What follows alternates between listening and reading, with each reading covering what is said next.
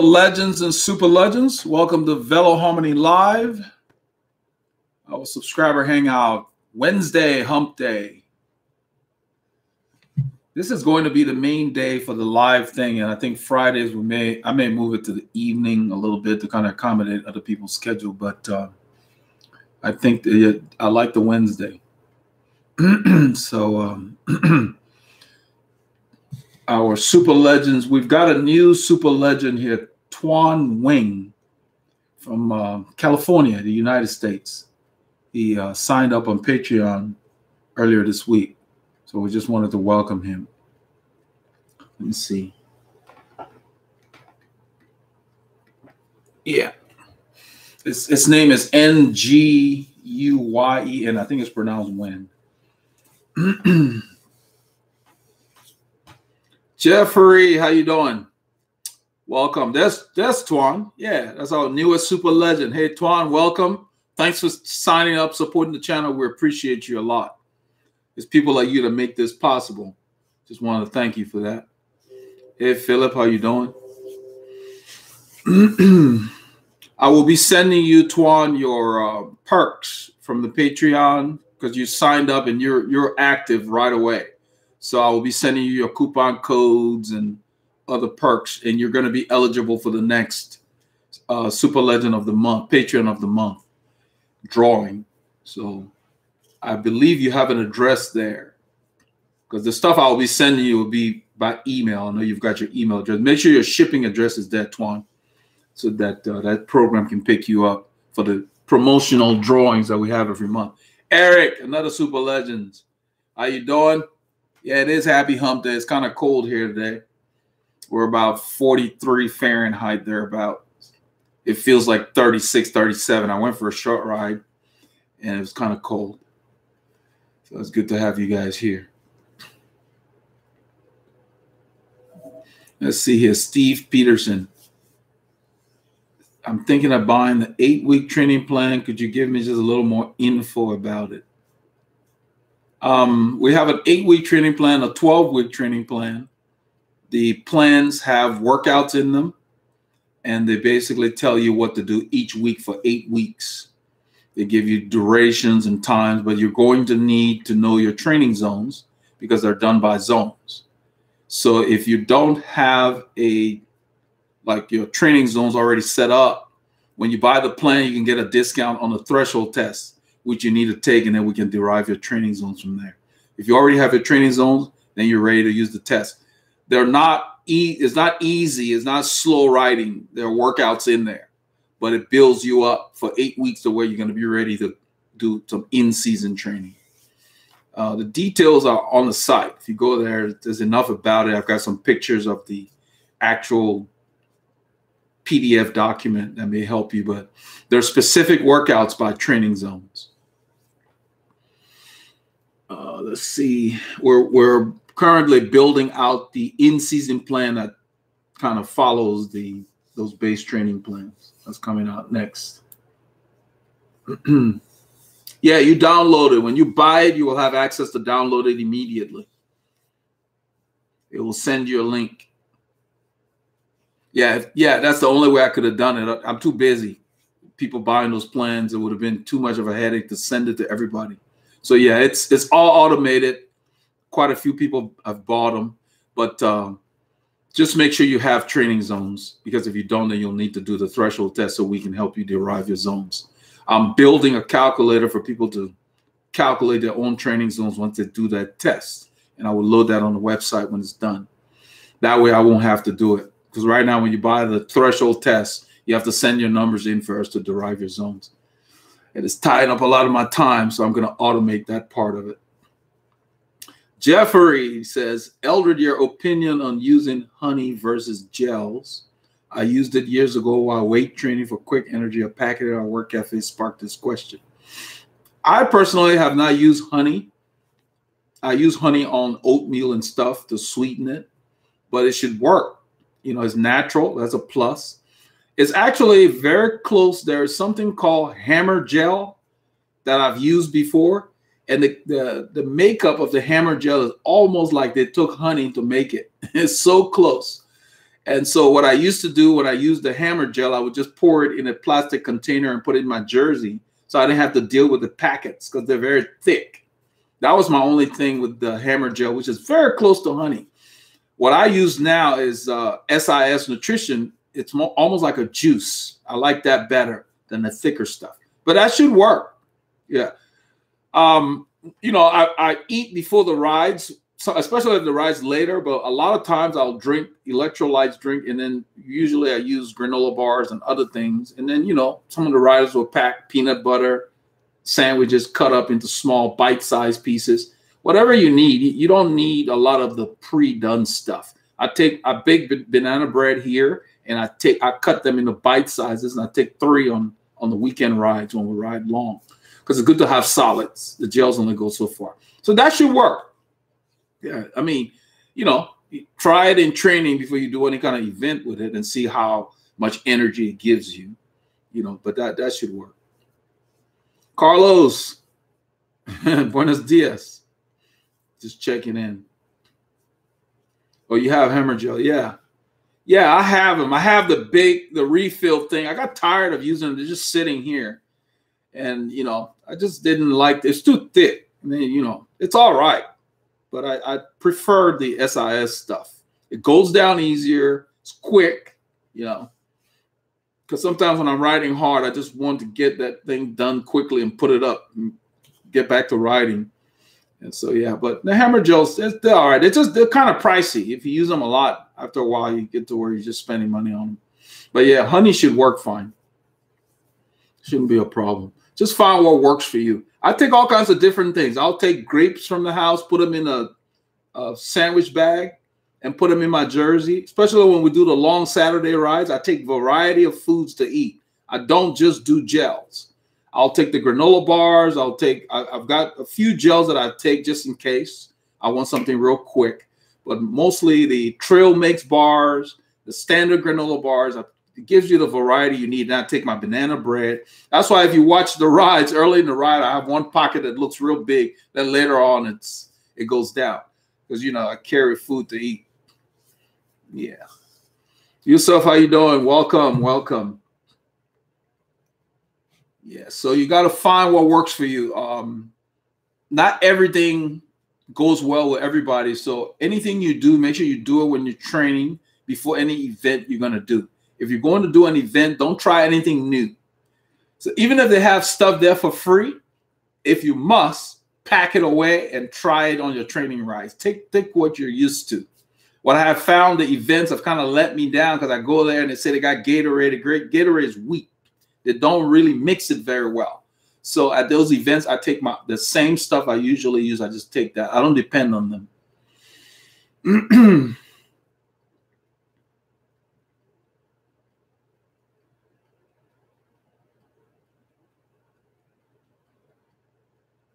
Przewalski, Mike Kalinsky. Yeah, Przewalski makes some good stuff. I mean, I had a challenge with their tights because it didn't have any strap, you know, but it was okay, you know.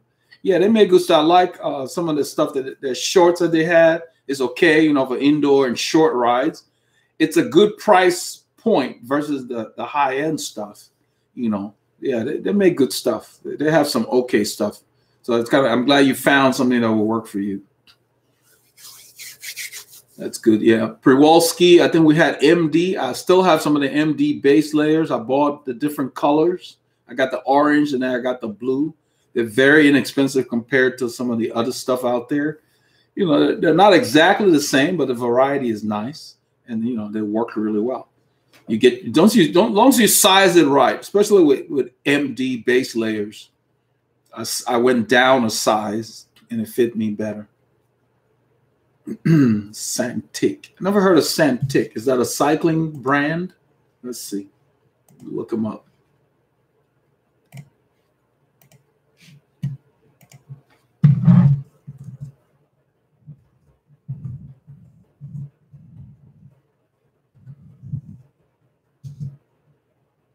Santic cycling shoes. Let's see, Santic cycling. I've never used their stuff. You're just going to have to give it a try. I see that they make some jackets and other things here in the high visibility colors. So I have not sampled the Santic brand. Yeah, they seem to they got winter jacket, men's cycling skin coat. I have not sampled. They have not contacted us. A lot of people contact me with stuff. I have not heard from these guys, but lately I've been getting a lot of what they call affiliate stuff, where they don't really have products, but they have like a site that carries everything, you know, from coffee makers to whatever. Then they say, oh, I think you'll be perfect to represent it. I said, no, this is a cycling channel.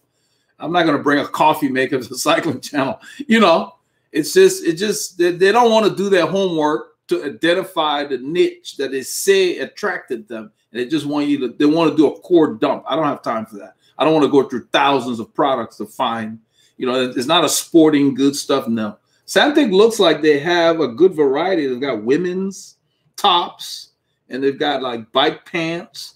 They almost look pretty close to Przewalski. I just did a search on it and it's on Amazon, but I have not sampled it. So you would have to give it a try. Maybe read some of the reviews. They look like they've got good reviews on some of the products just from looking at the stars on Amazon.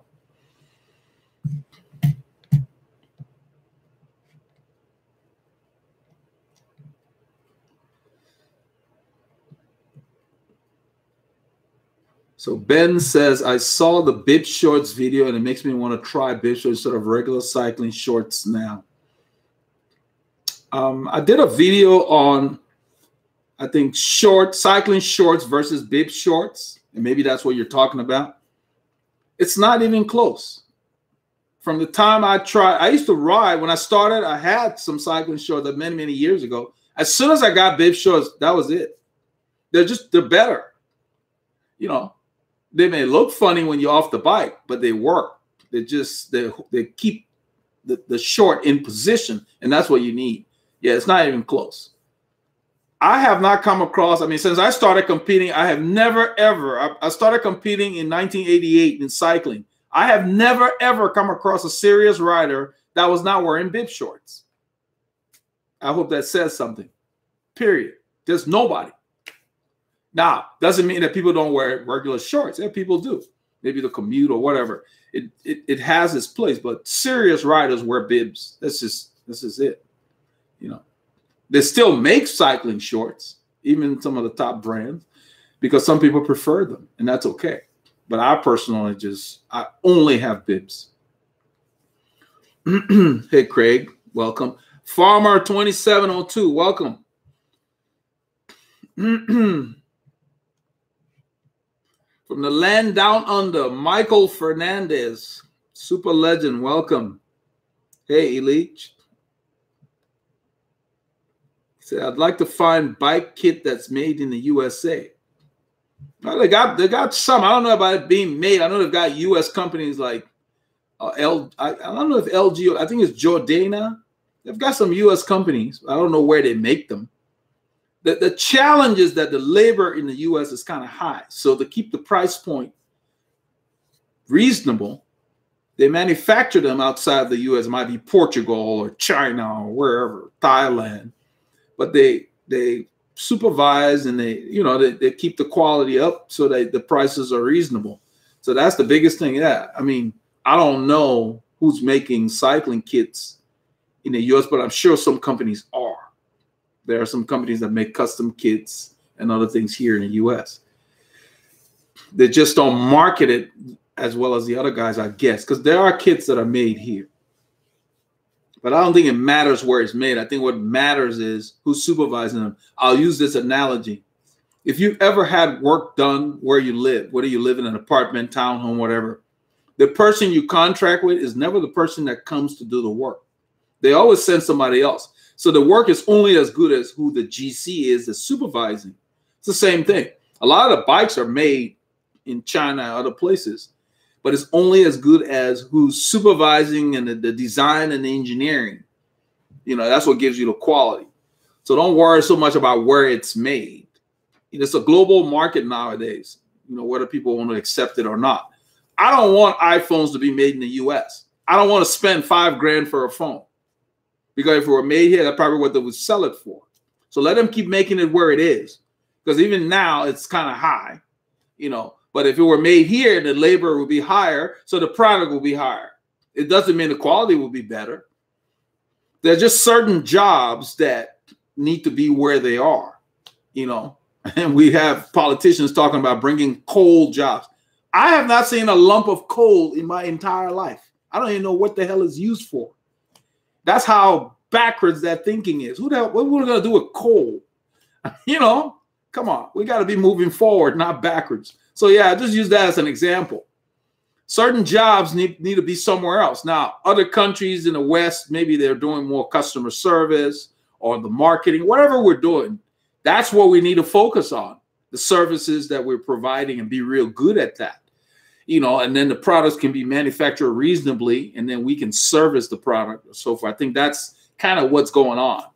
You know, some people don't want to accept that, but it's just not going to be practical to bring certain jobs over here. I mean, who's going to want to do them anyway? You know, they got problems with people to pick strawberries. You can't find anybody. They're going bad in the fields. You guys that are in California, you know what I'm talking about.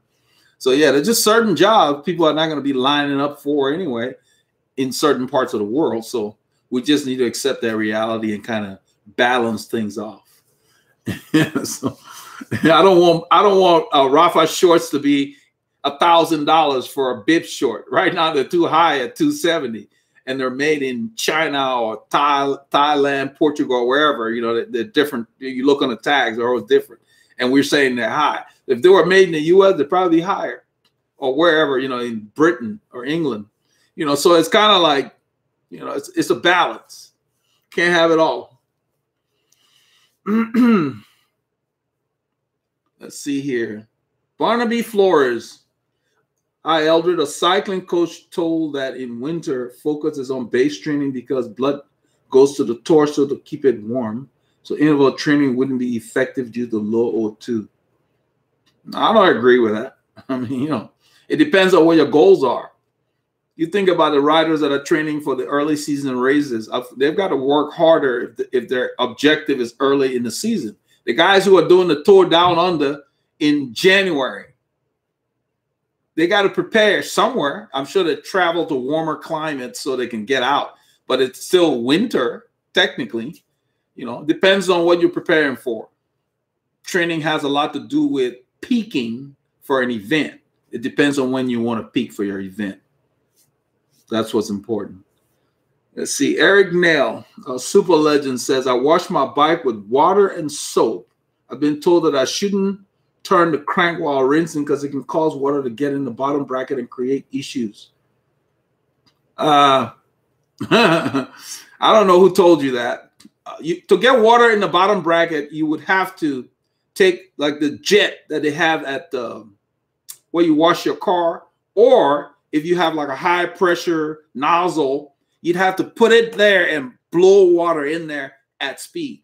What I don't recommend is that you wash the bike with a jet spray of water. You don't need it. It needs to be like a shower. You know, they have different settings depending on what you have, the nozzle you have. You want the water to rain on the bike when you're just rinsing it off. You don't need to use the power of water to clean the bike.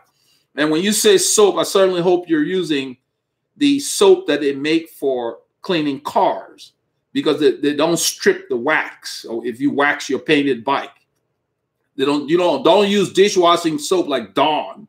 It will remove the wax. It doesn't hurt the paint, but wax makes your paint easier to clean because dirt doesn't stick to wax as much as it would to paint. So if you wax the bike and then you use Dawn or other dishwashing soap, they remove your wax.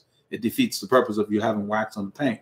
So no, you just need to spray the water. I made a video about washing your bike in 30 minutes. It covers all of that. You don't need to worry about it. There's no water that's going to go in your bottom bracket because you rinsed the bike. You'd have to sit there with that thing on jet and spray in there.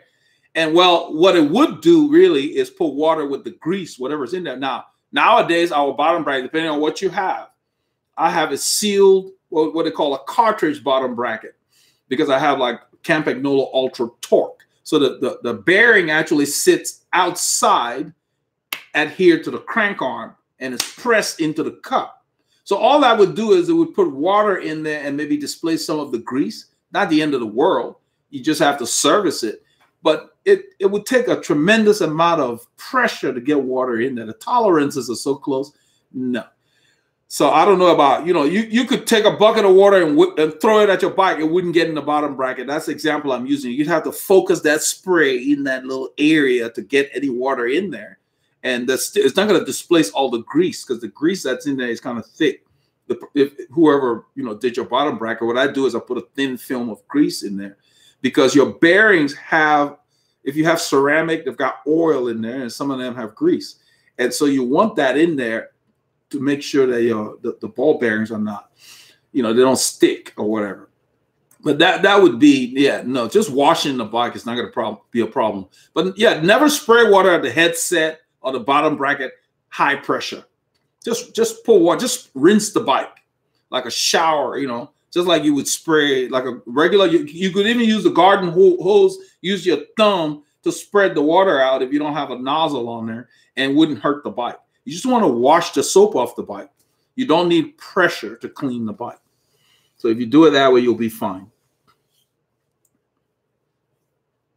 Emma said, boy, it's cold today. Where are you, Emma? Yeah, down here, we're about 42 Fahrenheit, 6 or 7 Celsius.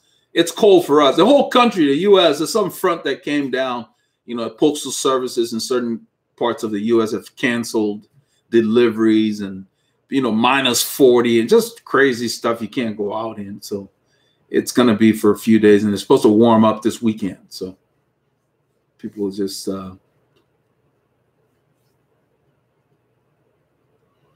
Eric follows up. He says, if turning my crank while rinsing can cause water to penetrate the bottom bracket, wouldn't riding in the rain also put?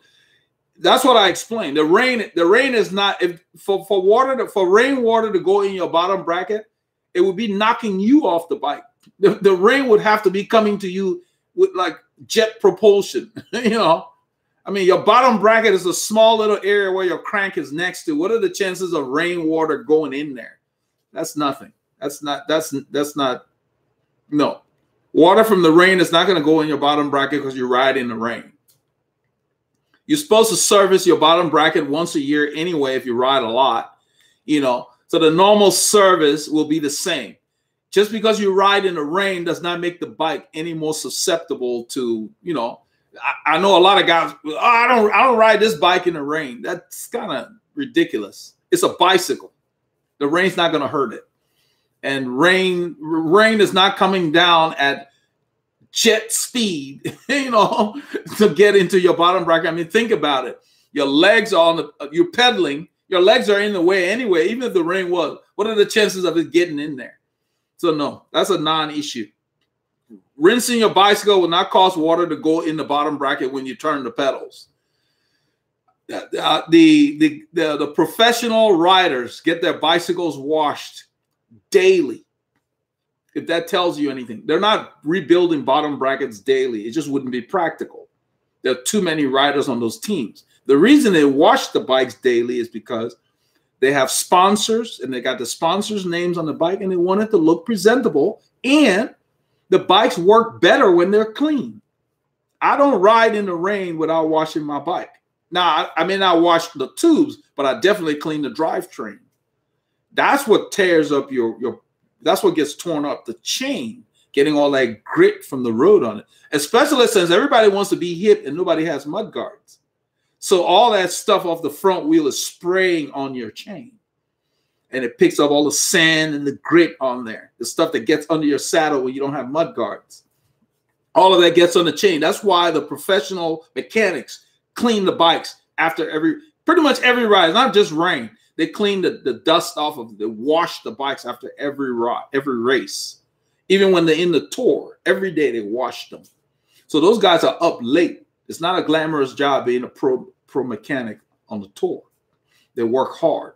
They're dealing with other stuff besides just keeping those bikes clean. Because a clean bike just, works. And yeah, I clean my bike every day, not wash them. I mean, I wipe the tubes and I clean the drivetrain so it's ready for the next ride. But no, the rain is not going to hurt your bottom bracket. Your bottom bracket will wear the same way. It will wear whether you rode it in the sun or in the rain. You would have to ride through standing water that went over your bottom bracket to get water in there. And if that were to happen, you need to go ahead and get the bottom bracket serviced. That's all it is. Hey, Robert. And greetings from sophisticated and alluring Tomball, Texas. Welcome, Robert.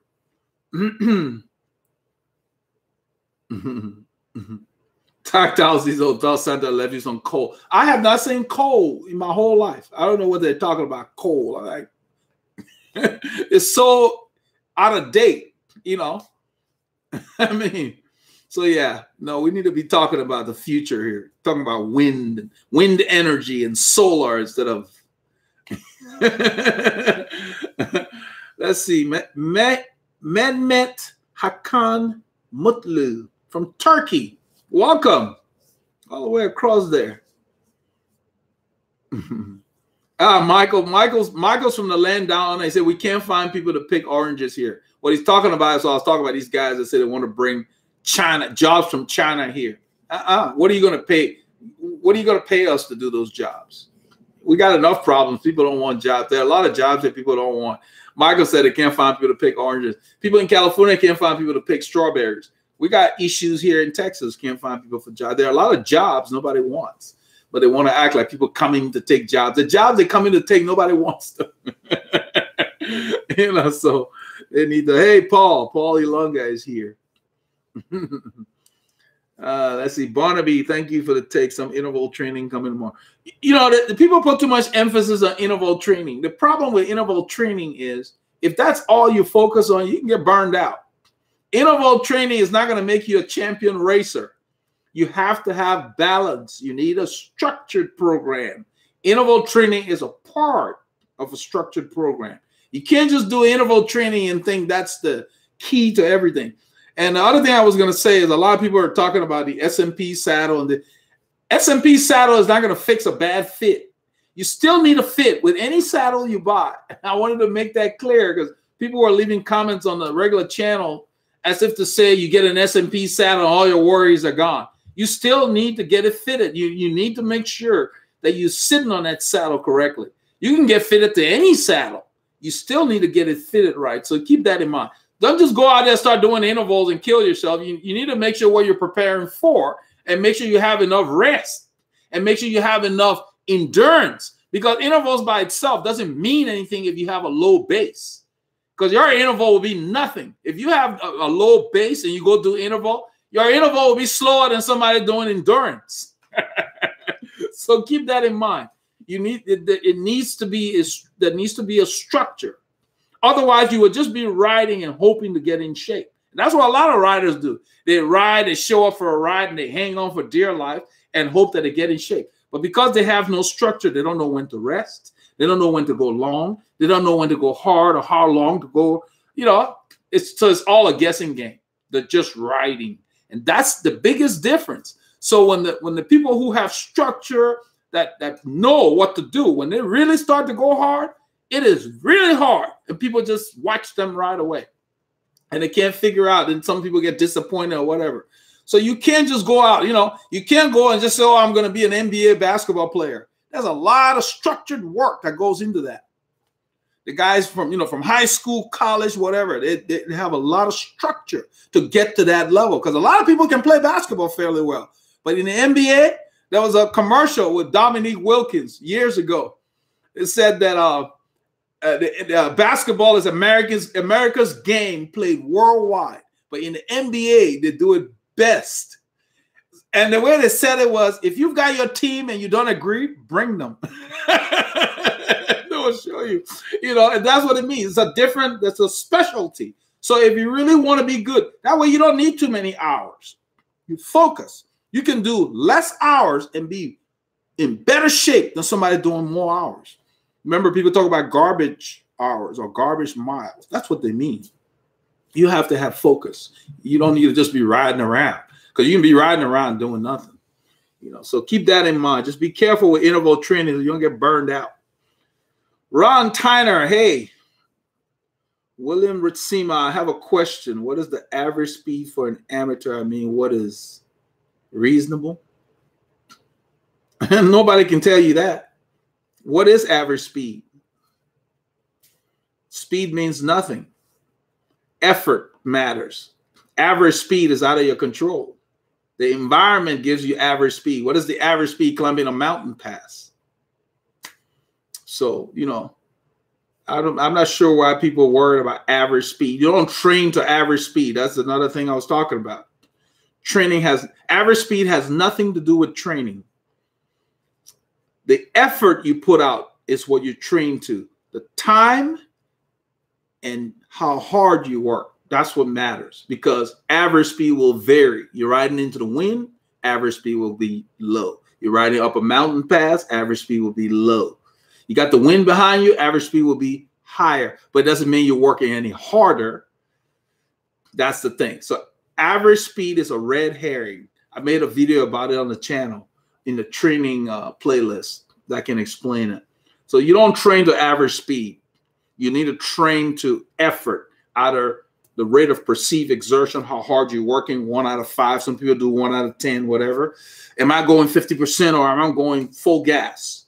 That matters more than what average speed you end up with. Average speed is a byproduct of the environment. Keep that in mind.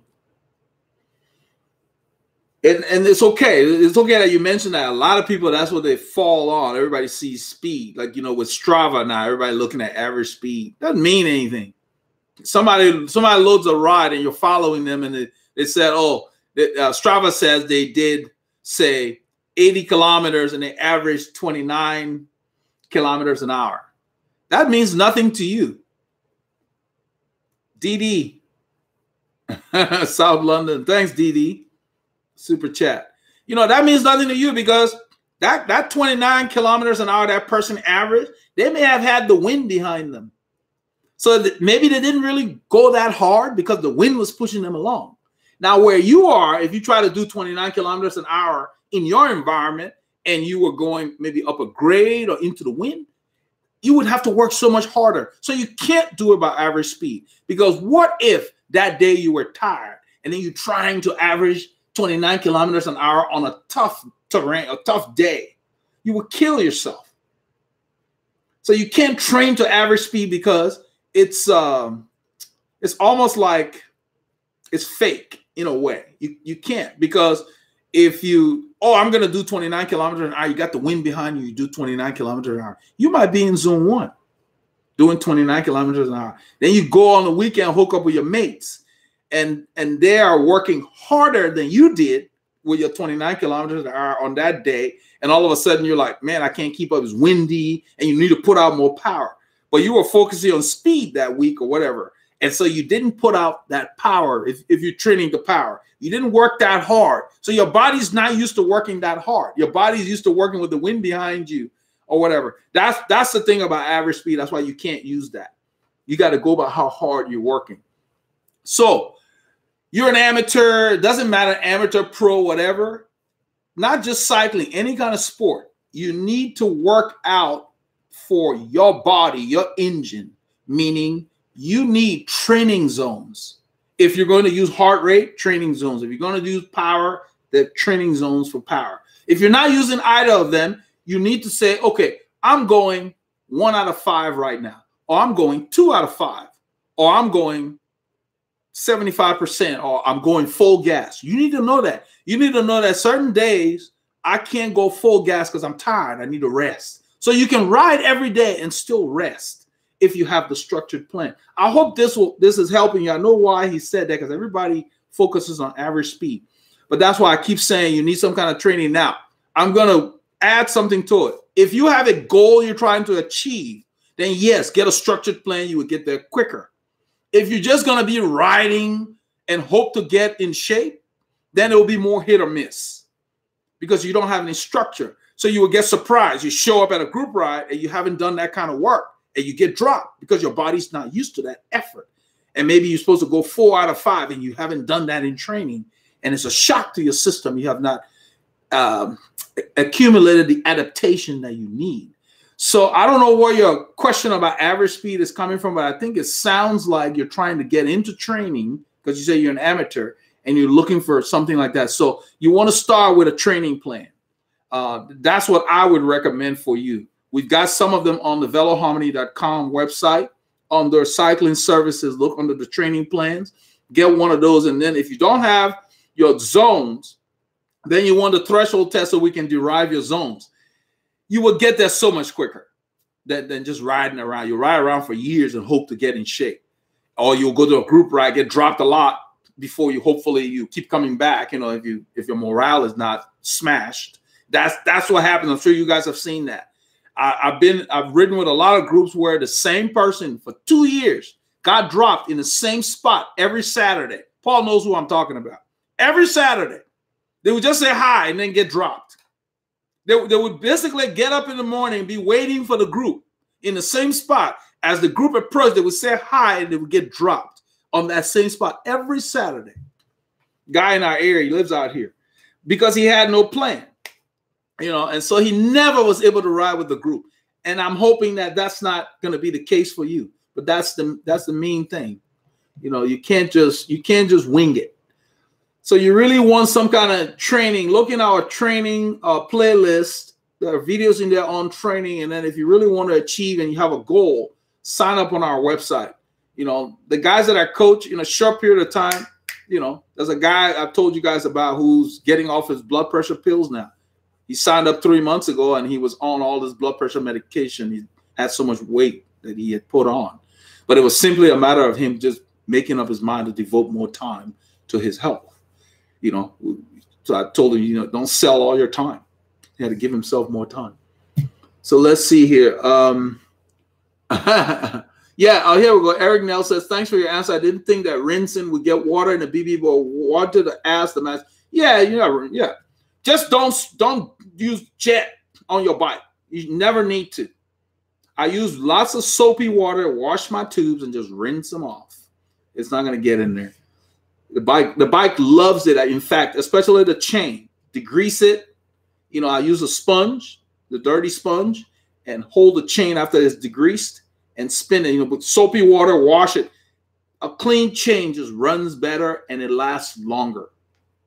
Dirt is the enemy to our drivetrain, and we pick them up, whether it's raining or dry, because we pick up dust because our drivetrain is exposed. That's why I clean my chain after every ride. I take a rag and just spin and get the dirt off. And that's why I use that Pro Gold, because it lubricates and it cleans, because it brings everything to the surface so you can just wipe it off. Keep your chain clean. If you look at the top riders, even in your area, you will see that chain's clean. You don't need, the chain doesn't need to be dirty to work. There are some lubes that they go black when you use them, but even those, just make sure you clean the drivetrain. They work better. You don't need all that gunk on there. Let's see here. So, Willem, I hope this helps you, but don't focus on average speed. Focus on easy day, hard day at a minimum, just on the basic level. I'm going hard today, and then I'm going to go easy today. And then wherever speed you end up with is the gift from nature on what it's doing that day. You can't control that. I'm sure you guys have heard, like in the Tour de France, that would say the peloton was expected at this time and they're blah, blah, blah behind. Either they didn't ride that hard or the conditions changed. And, you know, you can't control that. You can't control that.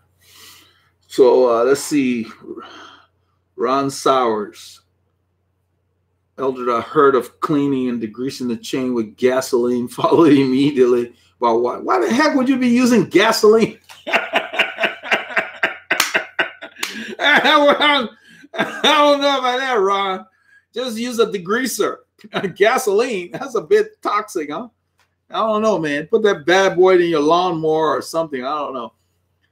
I never did that. I use Zep citrus degreaser. It's biodegradable, and it's orange. It smells like citrus fruits. It smells good, and then you can get them in any hardware store, even at Walmart.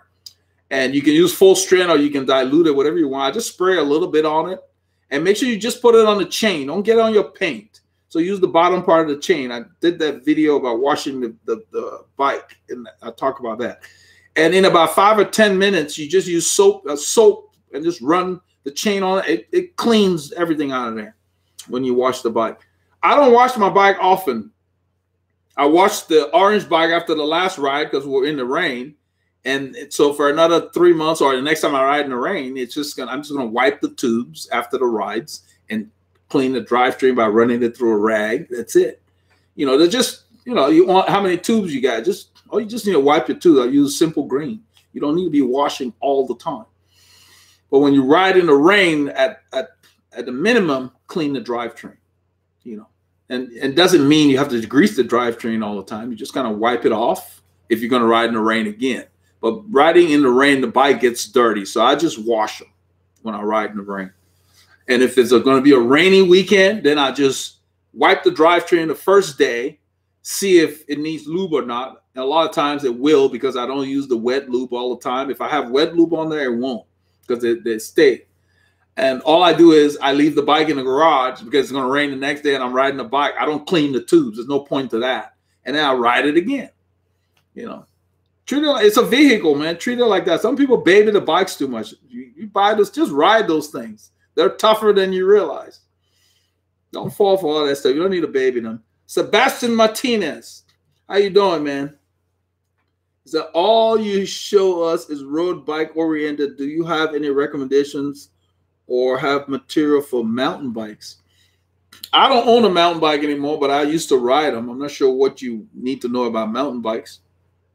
They're, you know, they need, you know, different size wheels, different tires, but primarily the fit is close. The saddle, when I rode mine, my saddle was the same. Some riders set their saddle lower because they spend a lot of time, you know, off the saddle, depending on what kind of riding you're doing. But a lot of riders that ride mountain bikes seriously, the position's pretty close. They use the flatter bars, but generally they put it where it needs to be. You know, mountain bike's a lot of fun. You know, it's gets you off the road. If you have a lot of trails where you live, it can be a lot of fun, especially in the winter. Speeds are slower, but you're working hard. And you can use your mountain bike in cyclocross also. So you can get a mountain bike that you can use. That's what Christian does. He'll use his mountain bike and do cyclocross racing also. But I want something like a gravel/cyclocross bike so I can just do a lot with it. I want something I can use in a lot of different disciplines. Let's see here. Chris Barron, I watch your group rides. I noticed some riders turn up using tri-bars, even time trial bikes. Most, if not all, clubs in the UK don't allow it, especially for training rides. Yeah, well, they're not sitting in the pace line. People know on the rides that we do. The last ride, I think I even mentioned that Greg Schott had his time trial bike, and I told Paul to move up so he could sit behind. So the guys that are on their bars are either on their bars when they're in front pulling or at the back, not when they're in the pack. That's the key. And that's most groups will that's what's expected. And some groups will even make the announcement that I think the Bike Barn, one time we went to one of their rides, their leader made the announcement. If you're on your tri-bars, please only get on them if you're not in the pace line, because you have no access to your brakes. Or, well, really for handling, not so much for braking, but steering. You can't steer very well there. That's the main reason. So you'll find that, I think Alan has a time trial bike. When he's in the pack, he has the regular bars that they hold for steering. He uses that when he's in between. But the guy on the last ride this weekend, Greg Schott, was actually, I think he was working on his position, because a lot of times one time he stopped to mess with his saddle after we stopped at a store. But he was only on his bars when he was the last rider in the pace line. They don't get on the bars in the pace line. That's unsafe. I have seen someone do that earlier I think it was in the summer, last summer. And I mentioned it on the video. It was Mo's group. There was a guy on his bars. The pace was really hard. It was on Honia Egypt Road, and he tried to get on the bars to try to bridge up to the guy who was pulling away from him. He was in second position. And I did mention that that was not a good idea. So, yeah, same thing with the groups here. They don't encourage that. So yes, you will see them on their bars in front or behind. Even Paul H rides with us regularly, and he has time trial bars, but he does not get on them in the line. He uses the regular bars, mostly for steering, for control. There's no control here. So yeah, and nobody would need to tell me that. It just doesn't make any sense. I wouldn't want to be here behind somebody. You need to be able to steer. So yeah, I agree. And most riders are aware of that. Let's see here.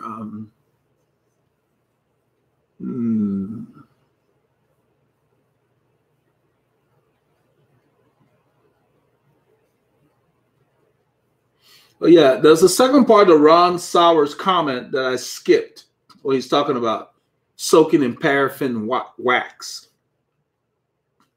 For all the headache involved, I have no interest in that. I just don't think it's worth the headache. Now, some riders like that.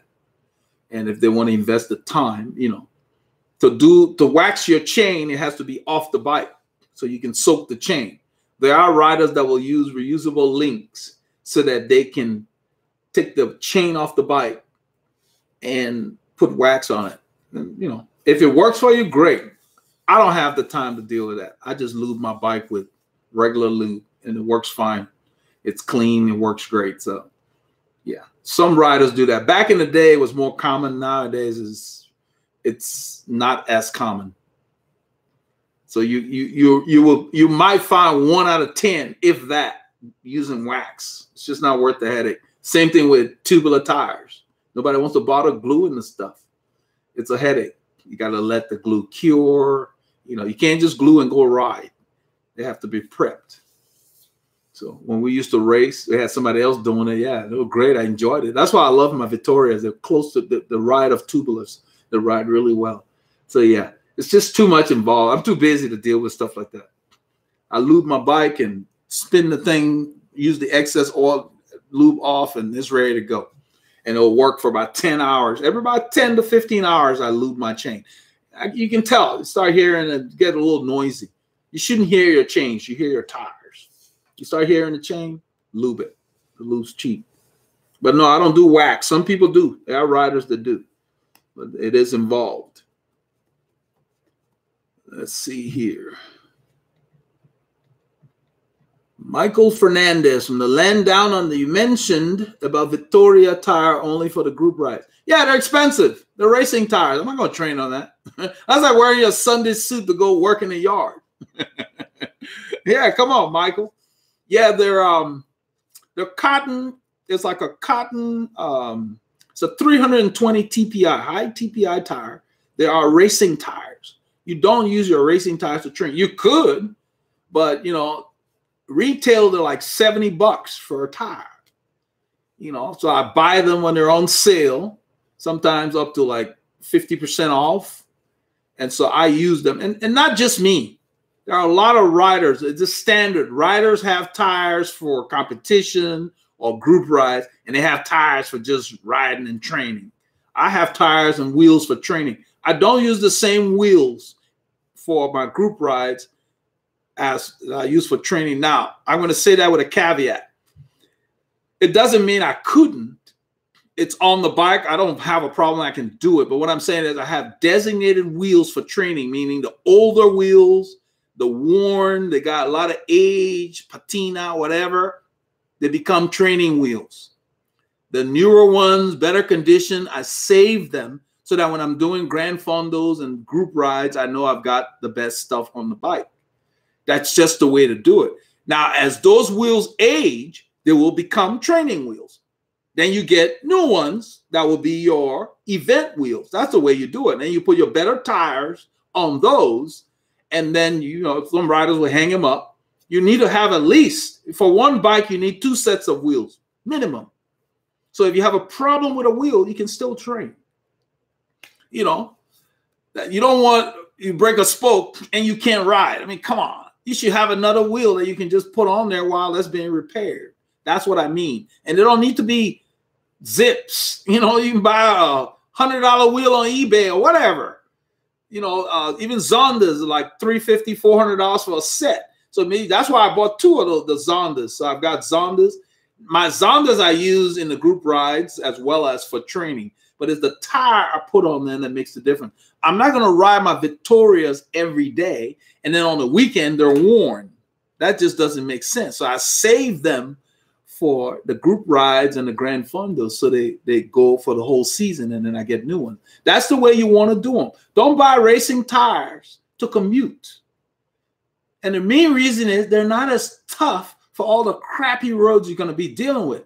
You buy tougher tires. They tell you that this is for, like, you know, they have like a heavier Kevlar bead or whatever they have in there, puncture protection, all that. That's the stuff you buy to ride in town or wherever else you're doing. Please do not buy racing tires to use every day. They just won't last that long. They're not made for crappy roads. They're made for smooth surfaces, and they give you the performance when you need it.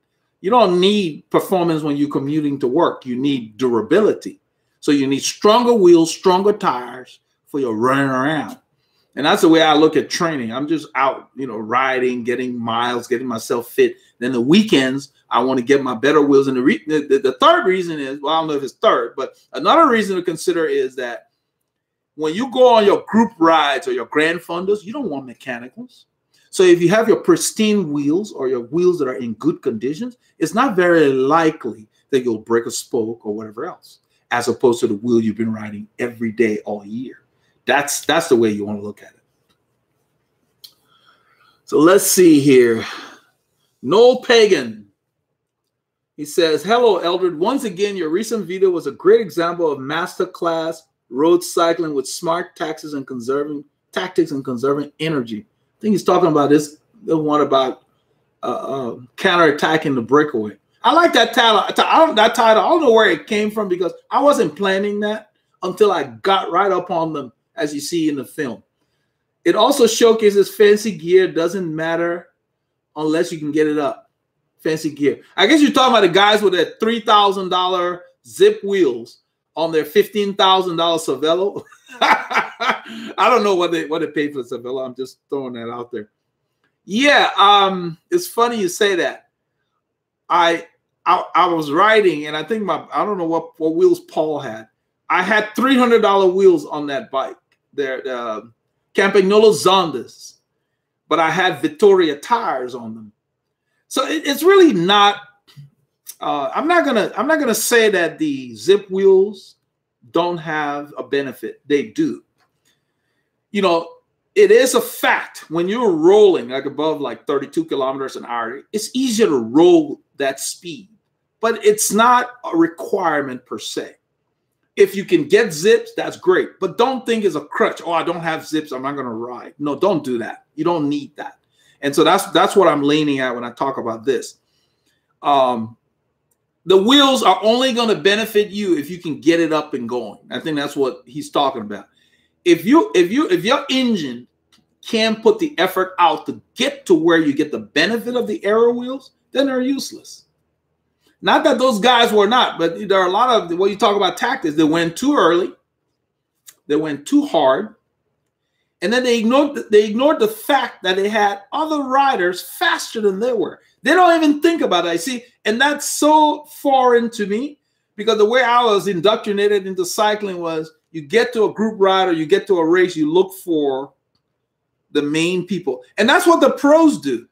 If you watch the Pro Tour, even the reporters are talking to like the favorites. So, you know, oh, Sagan is favored because this race suits him, or he won it last year.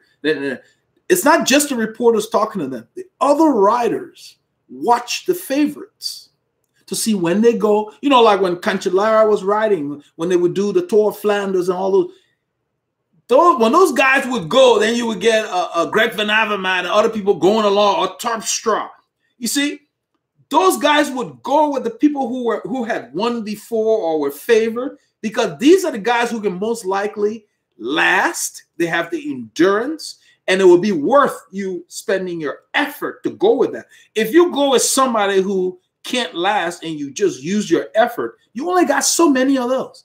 And then somebody else who can go, and you have not recovered, then you miss the move. Timing is critical. And I think that's what Noel's kind of talking about. So when Mark went, when I said I wasn't interested, because first of all, he's not doing the kilometers Paul and I do. So I know, like, when I really start to go, he won't be able to help me anyway. So you want to go with people who can help you. When Doug went, I went with Doug because Doug does not shy away from pulling. So if we're going to go with anybody, Doug will be the guy we go with, because when it really gets hot and heavy and I start to go full gas, I know he's going to come and give me a spell at the front, as opposed to Mark, who will probably be off the back. That's how you got to look at it. Go with the people who are most likely to help you make the most out of your effort. You have to use your head. It's not just riding. It's not just cycling. Any sport, running, soccer. You don't, in the first quarter, you don't waste all your energy. You got 3 other quarters. You know, you got to save it. You got to have something left. It's the same thing. So yeah, that's what he's talking about. So don't, you know, in cycling, people get focused on gadgets, stuff.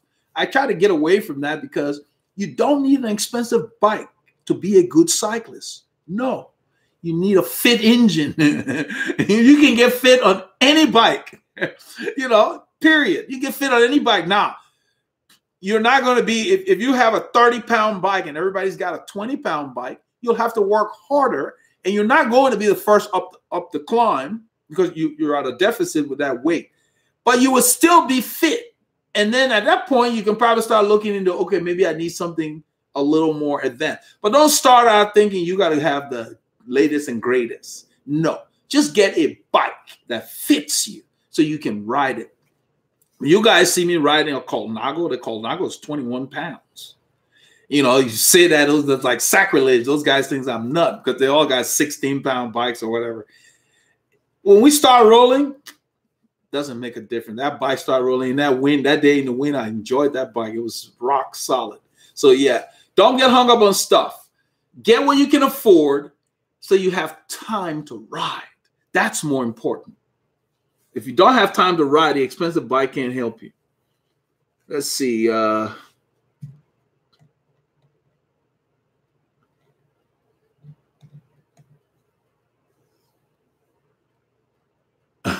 Russian crazy troll. Thanks for the videos from Russia with love. That was a James Bond movie, From Russia with Love. Freedom Cycles, much happier having taken your advice. Many thanks. Okay, I don't know. I give a lot of advice, but I'm glad it's working for you, Freedom Cycles. DD, he says, get your K's in. DJ Tony, I'd like to build an old school rock lobster with down tube shifters. They work fine. The Colnago I have would have taken down tube shifters. I just already had the ergo shifters. You don't really do that much. I mean, to reach down there and shift, I raced with that for a long time. The index stuff is so much better. So when it came, I don't even know if they introduced index on down tube. Because that's the biggest difference. Indexing was a move. You know, the cycling industry has a problem with just they come up with stuff just to be coming up sometimes. But indexing versus friction, now that was a nice change, necessary change. Because with friction shifting, you had to get that chain there. And you know, you developed a feel for it. But with indexing, those clicks, yeah. So I don't know if indexing is on the down tube or not. Because when I went to ergo stuff, I just went from friction shifting to ergo, you know. But yeah, they work fine. When they had friction shifting, we didn't do too much shifting because let's say I'm riding and I'm in a 16 on a flat road. I would muscle a 16 at 80, 85 or more. And then until it got to the point where the terrain really changed, then I would shift. But I didn't do much shifting one at a time. I would shift maybe down 2 cogs. You got a sense of finding a cog that would be in the middle of where you needed to be. So you could go from 75 to 100, thereabouts. Didn't do too much shifting, you know. So even now, a lot of times I will only shift if the gear just gets inefficient to where I'm lugging. I don't like to be behind the gear. I like to own the gear. So no, it would work fine. I wouldn't have, I could ride down to shifters with anybody. It's not that big a deal. Because really, once you get up to speed, you don't do a whole lot of shifting. When we're really moving, my gearing is set up to go from 12 to 28 on the, I guess, the widest range I have. But from 12 to 16, 12 to 17, they move one tooth at a time. From the 17 on, we're going pretty fast. Most of the time, I'm in the 23, 21. I'm on the big chain ring then. 23, 21, 19. When you start going 17, 16, that's when the group is stretching out. And at that point, you're shifting one cog at a time because really you're trying to, the ratios are close. And that's why it goes from 12 to 17 and it starts skipping 19, 21, 23, 25, and then 28. That's the reason they do it that way. You know, so it's kind of like, you know, once you start using those tight gears, it doesn't matter. You put that bad boy in the 15 and just sit on a flat road. You don't need a shift. You spin it up when you need to, and then you just soft pedal because that's what happens on a flat road. So there's not a whole lot of shifting going on. You should watch some of the pros when they're racing. At the last kilometer, they're pretty much in the gear they need.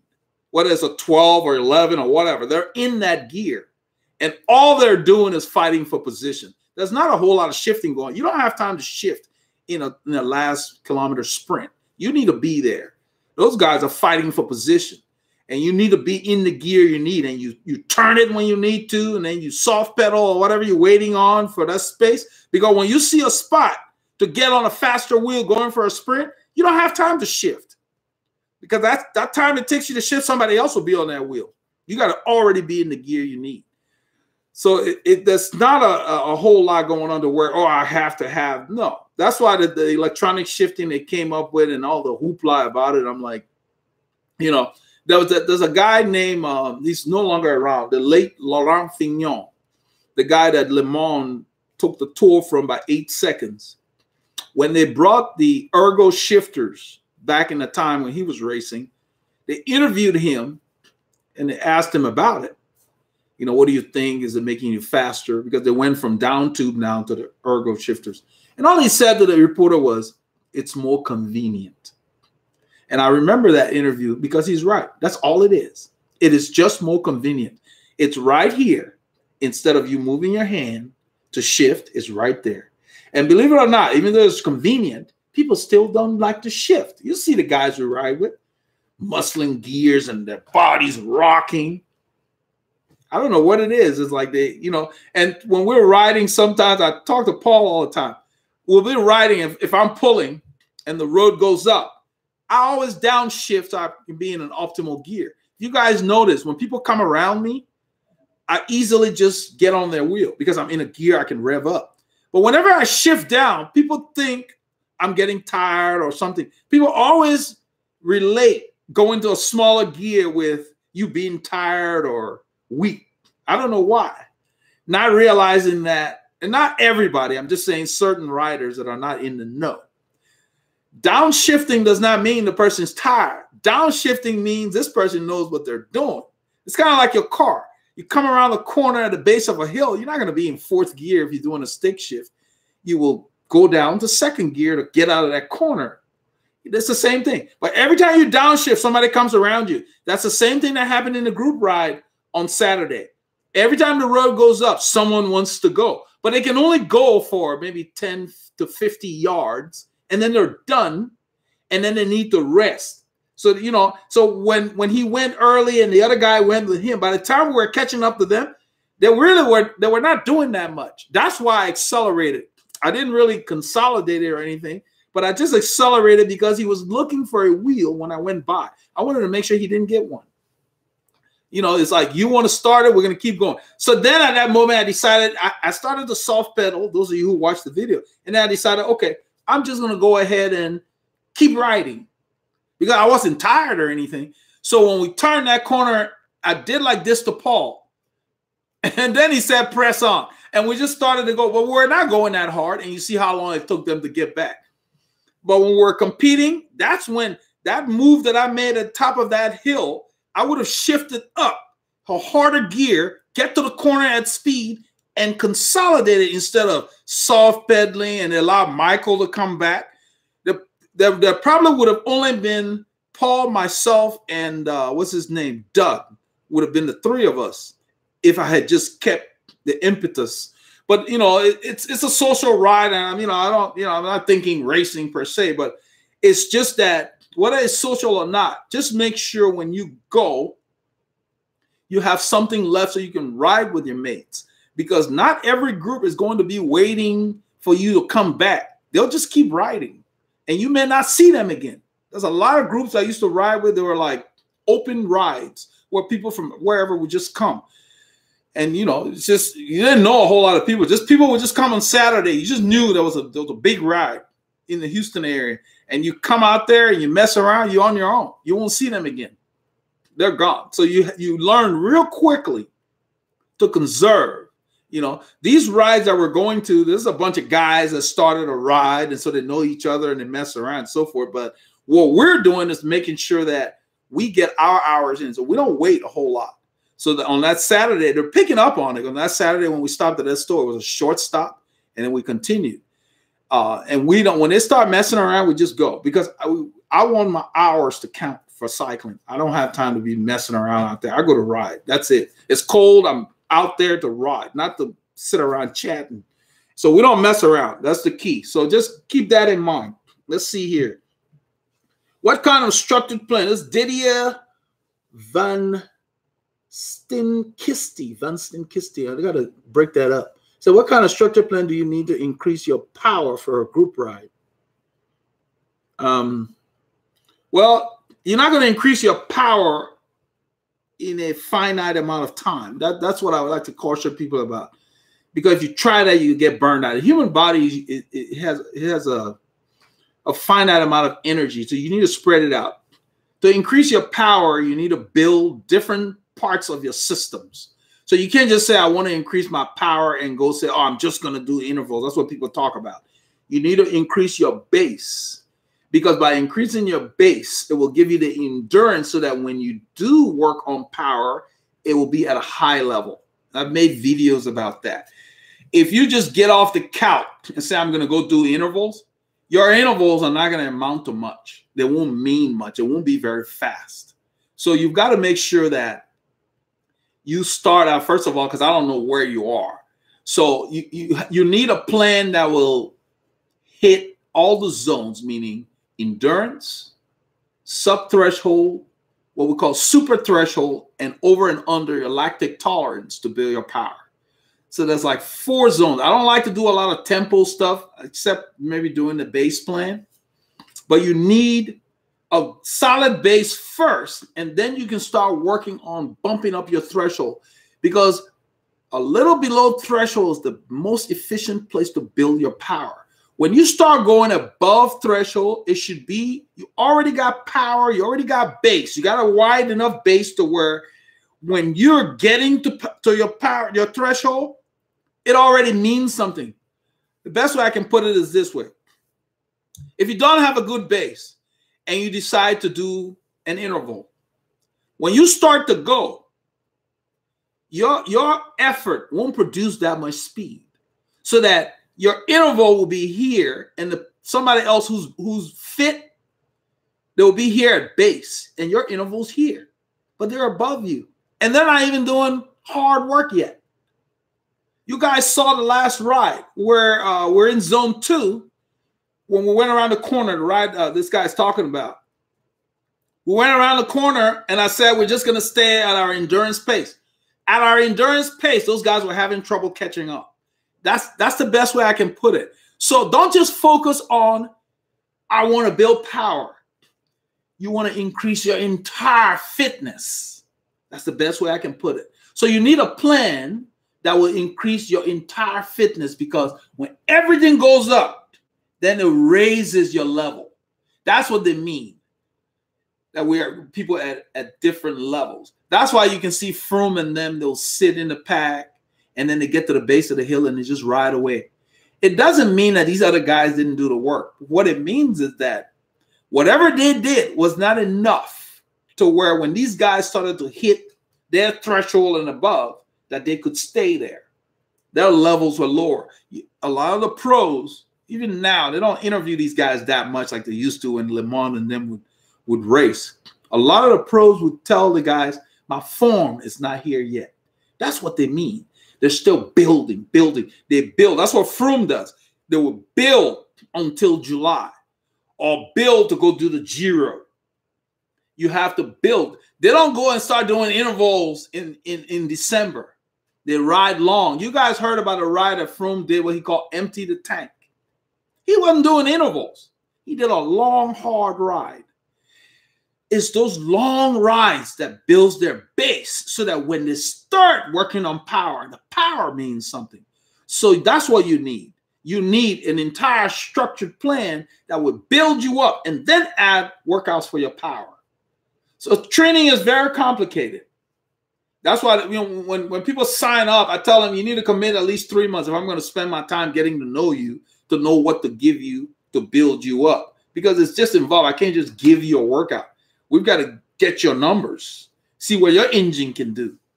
And then we would tax you. So yeah, it's you need a base plan, and then you need work that will get your threshold up, because the base plan will increase your ceiling before you get to where you can do work.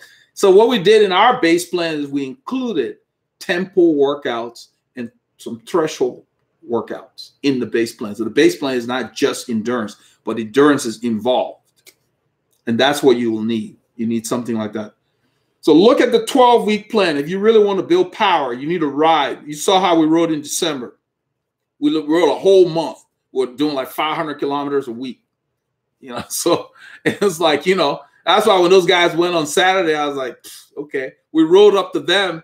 And I was telling Paul when we got to the store, that I took the whole week off. When we got to the store and we stopped, I said my legs felt like they were still not warmed up. And so he was laughing at me, you know. So yeah, so you want to be strong, you have to have a long-term plan. It's not overnight. And even the pros, if you look at guys like Chris Froome didn't start winning the Tour till later in his career. They build up over time. If you look at what's his name, it's an Australian rider. He's not a Tour winner, but he's a time trialist. What's his name? He's the national champion for Australia in time trialing. He was riding for BMC. I forgot his name for some reason. But he's building up to be more of a stage race rider now. You know, initially he was just into time trials. His name is on the tip of my tongue. I can't remember it. But yeah, so you have to be patient and you have to have a long-term plan. You can't do it overnight. Azir Khalid said he's watching us on the trainer.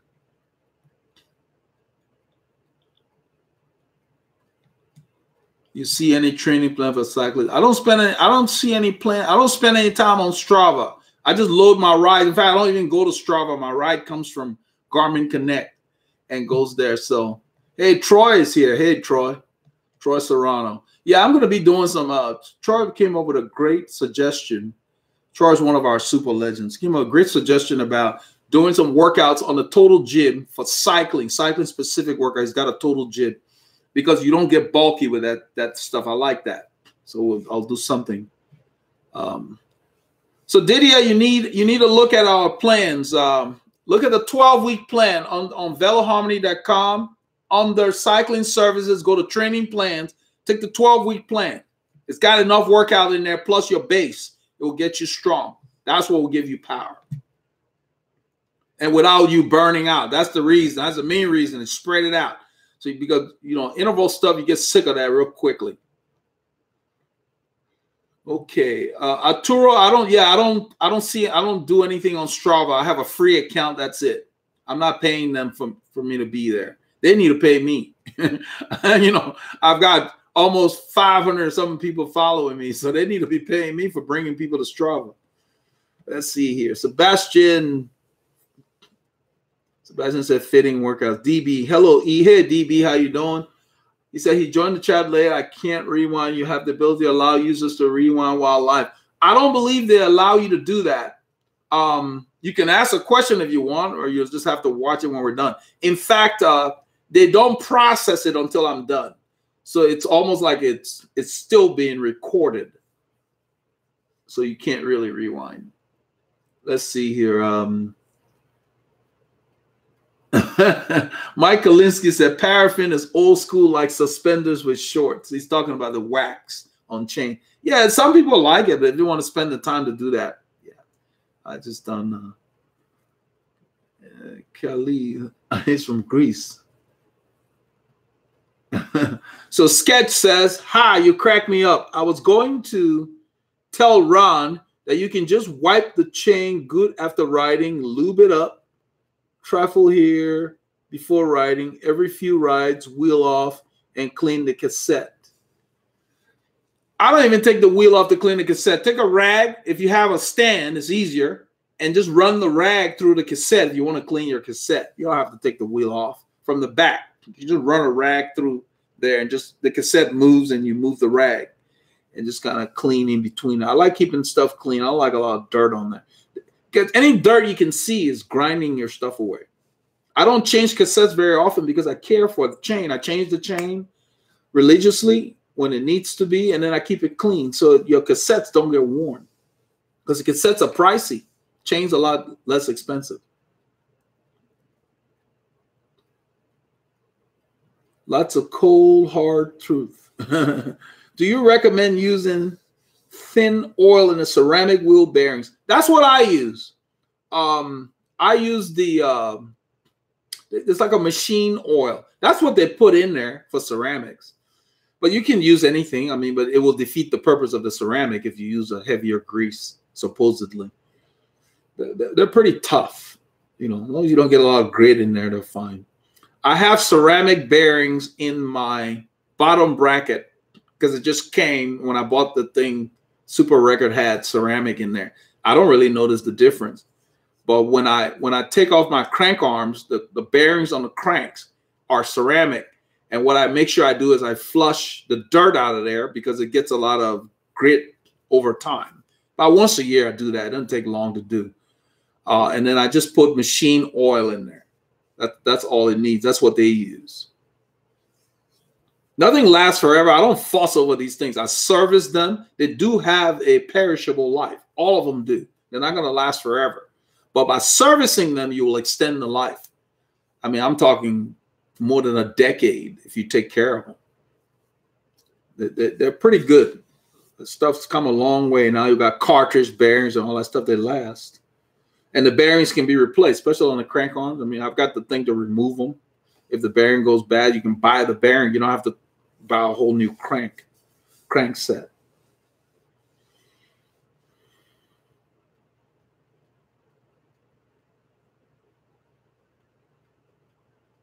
So Thief Von Thiefson said, I'm relatively new to road biking and right now have the privilege to invest more time in the sport. I have the feeling that my metabolism is adapting. Yeah, it'll take some time. It's just like any sport. You need to get in there and get used to it. Get accustomed to it. You just have to be patient and get to know yourself. Get to know what you need and what works and what doesn't.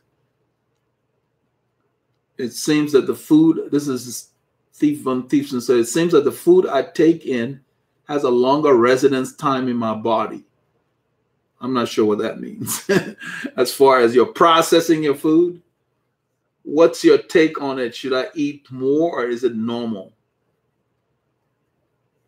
Should you eat more? You eat when you're hungry. I don't see why that's complicated.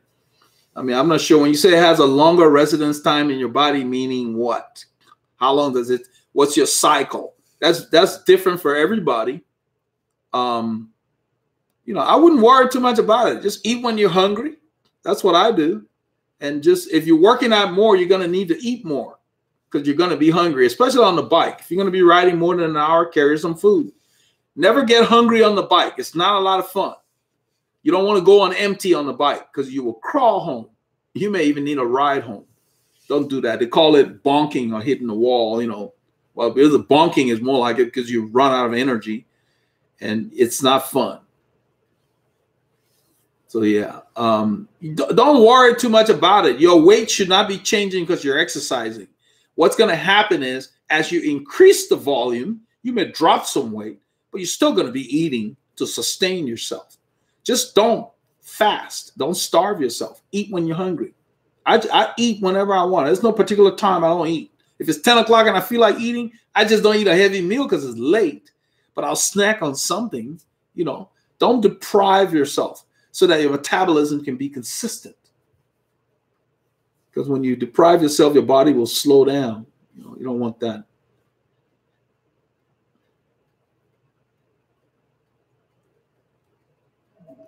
See, Jerome Meiserman, Shimano had down tube shifters called SIS. Okay, that's cool. I remember now. Yeah, yeah.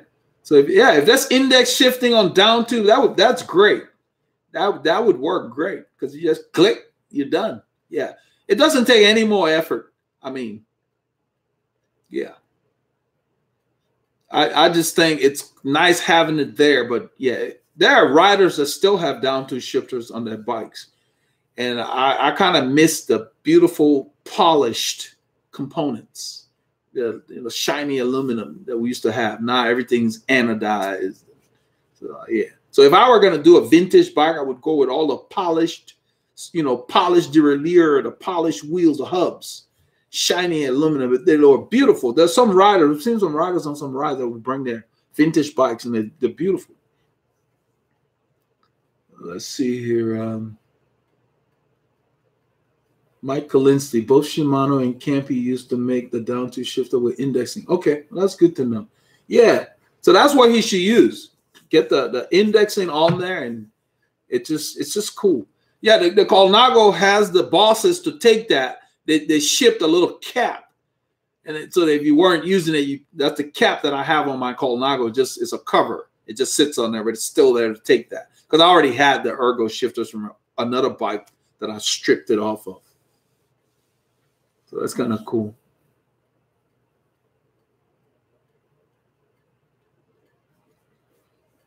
All right. Let's see. Alfred, all the way from South Africa. Welcome. Alfred said he likes the live chat. Well, I'm glad you like it, Alfred. Consider doing a super chat every now and then. That's why we're able to do it, because of our super legends, because it's an investment of time. So Ron says I'm breaking up. I don't know. I can't tell on my end here. Everything seems to be running along. Okay. Hopefully it got better. How do you detect leg length discrepancies? David Hefferman. Well, during a fit, you could tell. I can tell by watching the rider, but I guess you could measure your leg. But how we do it in the studio is making sure that the inseam, what happens is when we measure your inseam, it's independent of your legs, because the inseam for cycling is measured to the hip, your sit bones that you sit on. So then we calculate and we get your saddle height. Well, when we put you on the bike, if your legs are off, guess what? The shorter leg will create a problem for you because you can't really reach down, and your body will start rocking on that side more than the other one. That's the first signal. And we call that a non-standard fit, because then you need shims to accommodate shorter leg, because you set the saddle for the longer leg or the longest leg. Rohan Denise, Robert M. That's the guy I was talking about. Yes, that's the Australian guy. Yeah, what I was talking about was he started as a time trialist and basically has been groomed to where he's very competitive in stage races now, a more all-around rider. It took time. It didn't happen overnight. So you want to build power. It takes time. It takes years of commitment.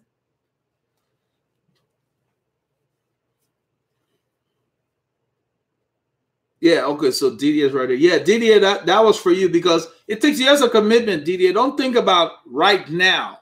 Think about, what do I need to do for the long term? Think about it in terms of at least a year. So then you start today by saying, okay, I need a plan. That's why our plan is like, within a week, you have a plan. But then within 6 weeks, you have a plan. So everything becomes to where what you do today benefits you down the road, a year from now, to where it's a lifestyle change. little by little. So you've got a Monday where you rest, then you got a Tuesday where you do sprints, and then you got a Wednesday where you do a AT work, or then Thursday you do endurance, Friday rest, then Saturday long ride, Sunday long ride. You get that little cycle. You do that for 6 weeks, then you rest for a week. And within that week, you do certain workouts in your rest week. So you take the micro cycle to the macro cycle, and then take that macro cycle spread out over a year or more. That's how you build the power. You need to be consistent in that time frame. You can't do it from on and off and expect to progress. You have to do it. You have to be consistent so your body adapts. That's the easiest way to do it. If you try to just rush and start doing intervals and all that, you get sick of that. And then you can break down your body as opposed to building it up. That's why some riders go to the tour, and by the third week, they're stronger. And then some of them are tired by the third week because they did too much work coming in for their body. Hey, Roy Bodka, thank you. Appreciate that. Super chat. Appreciate it. Yeah, so if you don't have a plan, what ends up happening is, if you notice, a lot of the tour winners, like I'll use Jan Ulrich, for example. He was very young when he won the first tour. And then I think, what's this guy named Biani Reese won the next one or something like that. But what happens is that he started gaining a lot of weight in the winter. He was almost like Le Mans in that he just wanted to live his life. And then, when you win the tour, you get demands for interviews and shows and whatever. And he was putting on a lot of weight in the off season after he won that tour. And he just never got back. Then Lance got involved and started winning different things. So what I'm trying to get to is this. There's a certain age where you mature. A lot of the riders that win the tour, they don't win it at 21, so forth. More like 24-ish. Then they start winning because their body has now adapted. They've had enough years in the European peloton to where their body now can take that kind of work because it's very hard. Let's see here.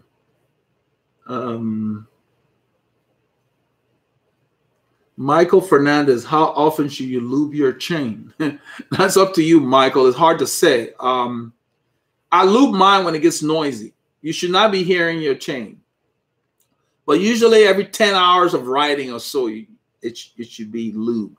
But don't put a finite time on it because it's going to vary depending on the conditions you ride in and so forth. So if it's very dusty or it's dry, all of that can vary if you ride in the rain. So just make it a habit of making sure you don't hear your chain. You need to hear your tires, not your chain. If you're hearing it, it starts getting a little squeaky or chinky, a little metallic sound, just lube it. Yeah, that's what I do. So it varies. When there's a doubt, I just lube the chain. It lubes cheap. Abel Baget. Welcome, Abel. Oh, Abel's talking about the plan. Abel just bought the 12-week plan. I recommended that to him. Abel is training for L'Etape de Tour. I think he's got a couple of big events he's going to be doing. And right now he's kind of, the weather is keeping him inside. So he's got the 12-week plan. The plan is tough. I got a guy named Jamal Action Jackson on here is his handle. And, it's taking everything he has to keep up with it because it's called basic. Thinks it's easy. No, it's hard. And a lot of times he said, I was tired. I didn't ride this day. I was tired. Because, you got work, family, all of that plays a part of your body. It's not just working out. Let's see here. Greetings, hung out from Dev from Cali on to California. Dev Miller. Welcome, Dev.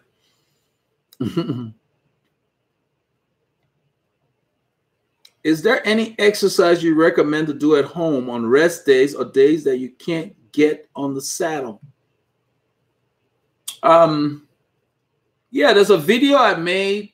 In fact, Troy was just talking about it. If you're thinking about, I guess, gym work, I have a video called, I I think best exercises for cyclists or something like that. Let me see if I can find it. Let's see here.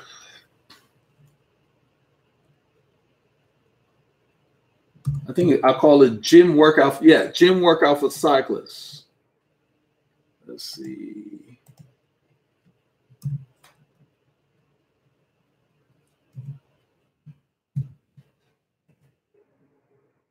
I'm going to be doing some with the Total Gym.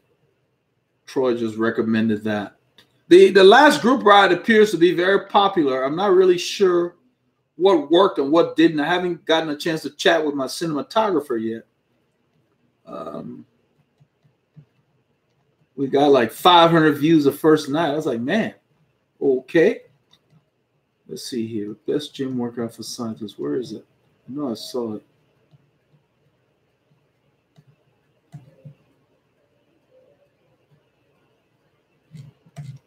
Let's see. Gym workout.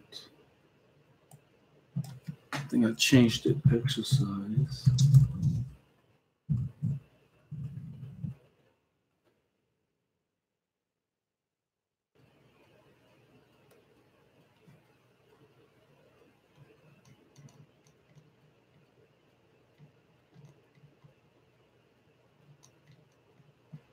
I guess I must have changed the name. I don't know. Let's see. Cycling exercises. I know Troy mentioned it. We're chatting, I think yesterday.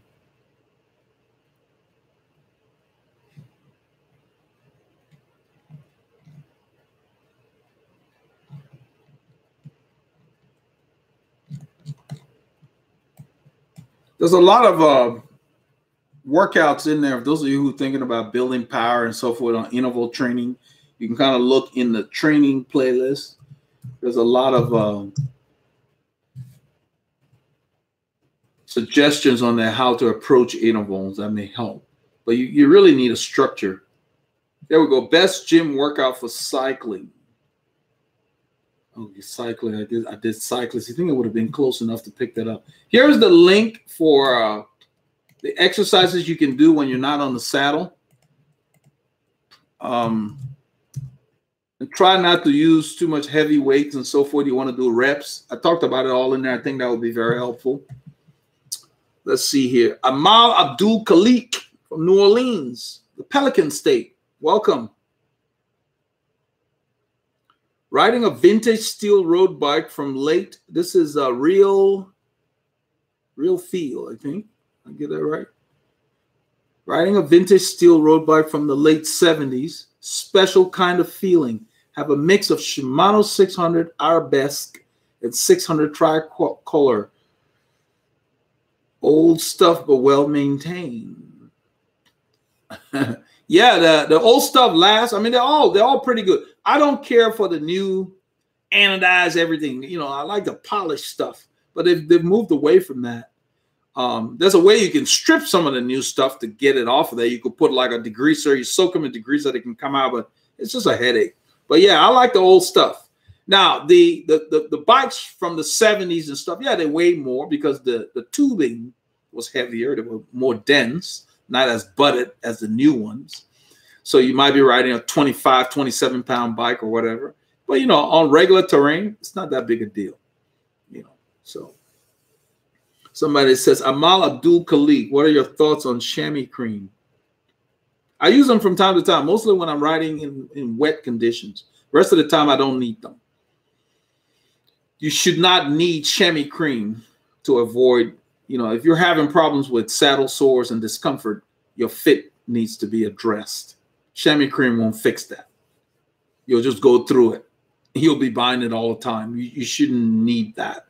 Plus, you will still be uncomfortable. All the chamois cream will do will avoid the friction that will irritate the follicles. But you'll have to be using a lot of it because, you know, it only lasts so much. So, yeah, if you're having discomfort, get a fit. I'm still blown away by how many riders have never gotten a fit and they're out there riding and you can see they're uncomfortable. Guys we ride with, a lot of them, I point them out all the time. And they know we do fits. And they're just like, you know, I don't understand why they will continue to ride in discomfort and not be able to generate maximum power. Because that's what you're cheating yourself on. You're not going to be able to generate power if your saddle's too high or you're not seated properly so you can just pedal. If you're moving around for comfort, you're not pedaling.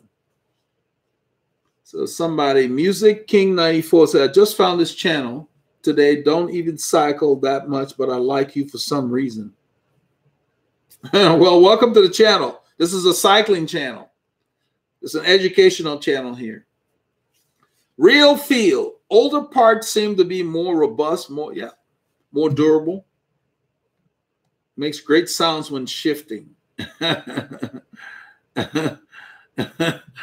Yeah, I tell you, I like the simple stuff. I was looking at some bikes. I was reading, let's see, Cycling Weekly. They had a bike where somebody crashed. I think it was like 2018, April. Some guy crashed and his carbon bike broke in half. Some race somewhere. And, you know, he had to quit the next day, but, you know, they gave him a different bike for him to finish the stage. And the thing is the top tube, the down tube, everything, the bike split in half. And all that was keeping it together was the brake cable. It had disc brakes on it. It was a Trek Imonda, and it had disc brakes on it. Now, the other riders, there were 3 of them that are involved in the crash. The other riders, their bikes were fine. They just got up, got on their bikes, and took off. But it was such a weird thing to see a bicycle just split in pieces like that. Whereas when we were using steel bikes, you never saw that. You know what I mean? I don't care what happened. You know, you get up, you grab the handlebars, you twist it back in place, you're off. You're ready to go. You didn't worry about, is it going to hold up or whatever. You know, that's the thing. So they got a lot of work to do before, because those bikes are so expensive. Hey, Christopher, welcome. He said, for you and your cinematographer. Well, thank you, Christopher. Yeah, so I'm a little leery about the push that they're doing with just all the new stuff. They need to do more testing, because if you're spending 10 grand, 12 grand, you know what I mean, 8,000, whatever, it's a lot of money for a bike that if you fall, it may break in half. I mean, come on. I understand that, you know, carbon has its limits, but still, the bike split, the top tube and the down tube. So the front of the bike was separated from the back of the bike. I'm like, come on. It was just a crash in a bike race. So I don't know how they, you know, I was surprised that Cycling Weekly ran the article. And it's just that, man, that's for what they're asking for these bikes. That means they need to give people a lifetime warranty. I don't care what happens, they should cover it. 16 grand for Avenge. If it breaks, you need to give me a new one.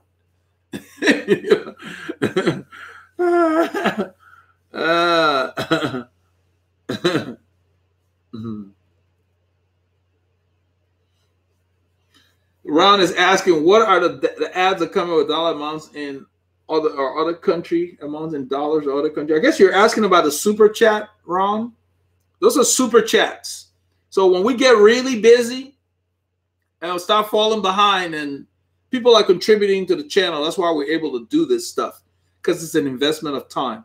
So I'm not sure what you mean. You said, what are they, ads or comments with dollar amounts in dollars or other currency? Depending on where people are, like Roy, and it looks like pounds, and whereas, you know, Christopher is in US, so he did it in dollars. So when you do the super chat, there's a button. You see the dollar sign at the bottom with the smiley face, Ron? That's what you do. That's where you do your super chat. And then you use that little bar. If you're on a mobile device, you use a little bar to put the amount in there. And then you can ask a question, and what it does, it puts you to the front of the line. But Christopher is just one of our super legends. He's just donating something because of the cinematography from the last ride. What I was talking about, Christopher, was the last ride appears to be very popular. Yeah, no problem, man. You'll catch up on Friday. Friday, I may do it later. Hey, Remiguist from Poland, welcome. Yeah, the ride on Saturday appears to be very popular. I guess it's because of, the action. I'm sure the the filming was great. I like how Paul was able to get inside the pack. You could get a view through the bikes and see people. It was really cool how he did that. You know, I guess we're riding so close together, but it ended up being really good, you know.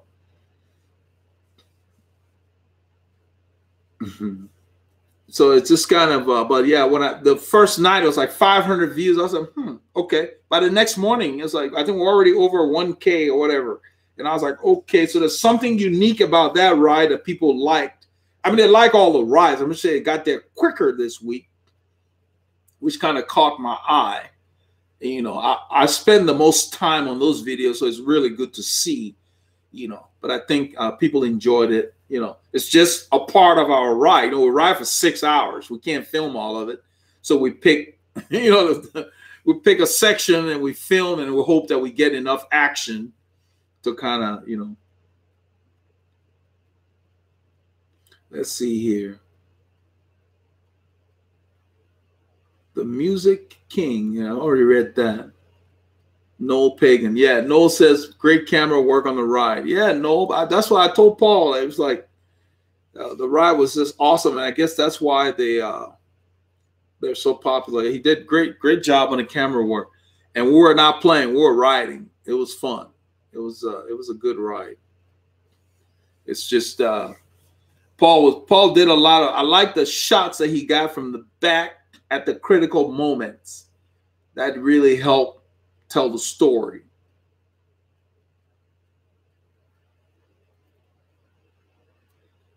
Azir Khalid said, what were the advancement in cycling technology while you were racing? I guess the main thing was the head stem changing from, well, two things. Going from downshifters to the ergo shifters, and also the going from the quill stem to the head stem. I really like the stem we use now, because with the quill stem, you had to unwrap the bars, slide the bar out to make any little change you needed to do. And whereas today, you can just lift that thing off, you know, take the stem off. You don't have to mess with your tape or anything. I really like the change. And I'm sure they had a good reason for doing that, you know.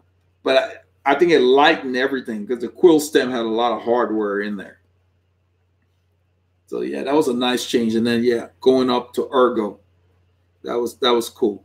But when we raced, we didn't do too much shifting, man. You found a gear, you put it in there, and you know, unless the terrain was changing a lot, you know, even now, you don't do too much shifting. In the wind, I was shifting a lot, you know. But I like that it's right there. It's convenient, especially when you're in the drops. It's right there. You can be in the hooks and just use your finger and just flick that lever. You don't have to, you know. So when we were racing, you in the drops, you would always have your hand on the brake, like your fingers on the brake lever anyway. That's just the way you rode. But then to shift, you had to move one hand and come down, and you know. But it wasn't. It's just something you did. It wasn't a big deal.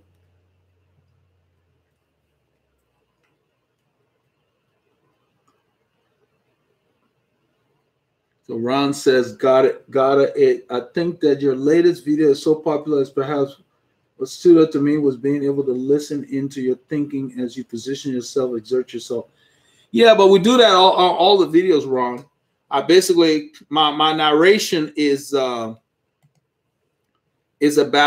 what I'm thinking, what's going on, why is this happening, you know, that kind of stuff.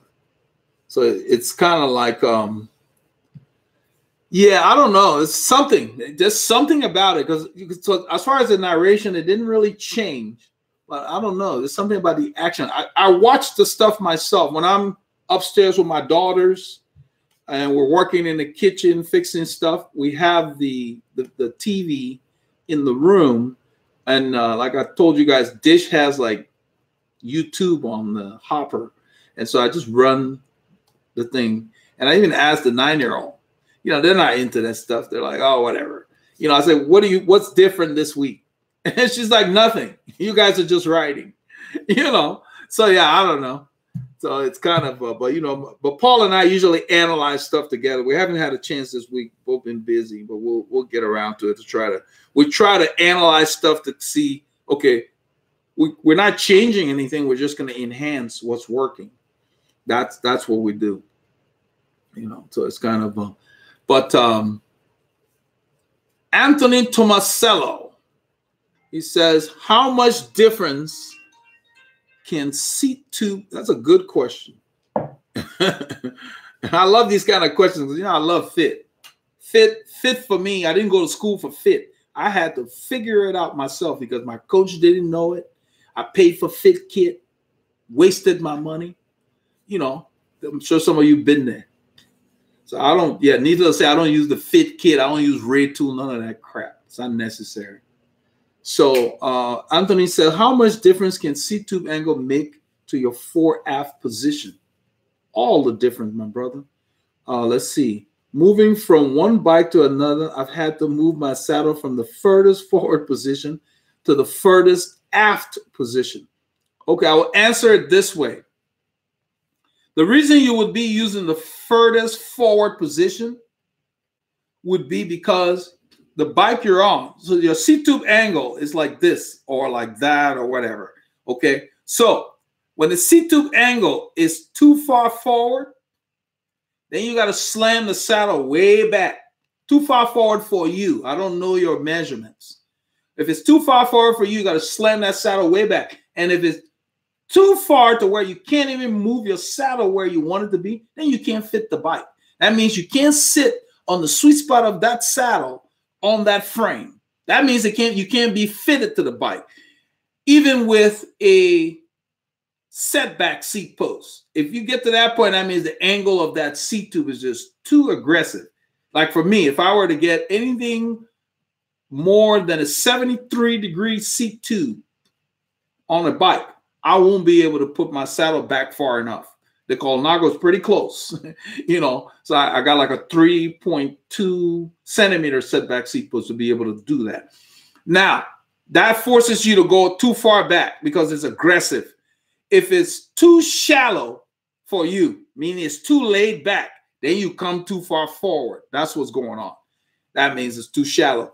And bigger bikes have shallower seat tubes within reason. You know, like I think Cervelo makes like a 72 or whatever, but most of the bikes are like 72.5 to 73 when you get around 58 or 60 centimeter sizes. As you start going down, then they get 73.5, 74 for shorter people. That's what it is. Makes all the difference in your ability to fit that bike. It's important. That's why we do bike sizing. I recommend people get bike sizing so you know what seat angle will work for you. Azir Khalid, I think some of the sprinters now have sprint shifters on the drops with the electronic that they can change gears just using their thumb. Yeah, that's fine. But remember this. They may have it there. When you're sprinting, I've been there. When you're sprinting, you don't have time for that. You better be in the right gear. Because that little split second, that makes the difference on whether you can get that wheel or get to that line. Before you know it, it'll be over. So a lot of these guys will make the mistake of either being in a gear that's too big or a little small, and then they're just trying to make up for it with that. Yeah, so it's there. If it's right there and they just got to move their thumb, I bet you they'll probably just put it where all they got to move is their thumb, not the hand. Because you don't have time when you're sprinting and jostling for position. You're looking for the fastest wheel to jump on to get to that line. You don't have time to think about anything else. So that's good that they have that there. But really, out of habit, you're taught to always be in a gear that you're slightly, just a little behind, so you can wind it up. You know, so at that point, if it's a flat sprint, they're probably in a 12 or 11, and they're just sitting in that gear. Because if that's all you got, it doesn't matter. What are you going to shift to? You know, you got to be able to turn that bad boy. It's all comes down to what's left after that stage or that race. Because you can be in a 12, the next guy in a 12. If you can't turn it as fast as he can, you're not getting across the line first. If you don't have anything left, if you have not paced yourself and saved your energy. So all of them can be in the same gear. The guy who used his head best or had a team that sheltered him will be freshest, and he'll be able to spin that gear faster than the other guys. That's why you see these guys at the end. All of them can turn a 12 or 11, but it all comes down to what's left. What did they do during that race that day? Or what have they been doing that week? That's why one day you see Sagan will win and this person will. It's just up and down because it comes down to what's left in the tank. Those gears, when those guys are riding the last 5 kilometers or so, they're going so fast. If you're not sheltered, you can waste all your energy just trying to get to the last kilometer. And if nothing's left, there's nothing you can do. Let's see here.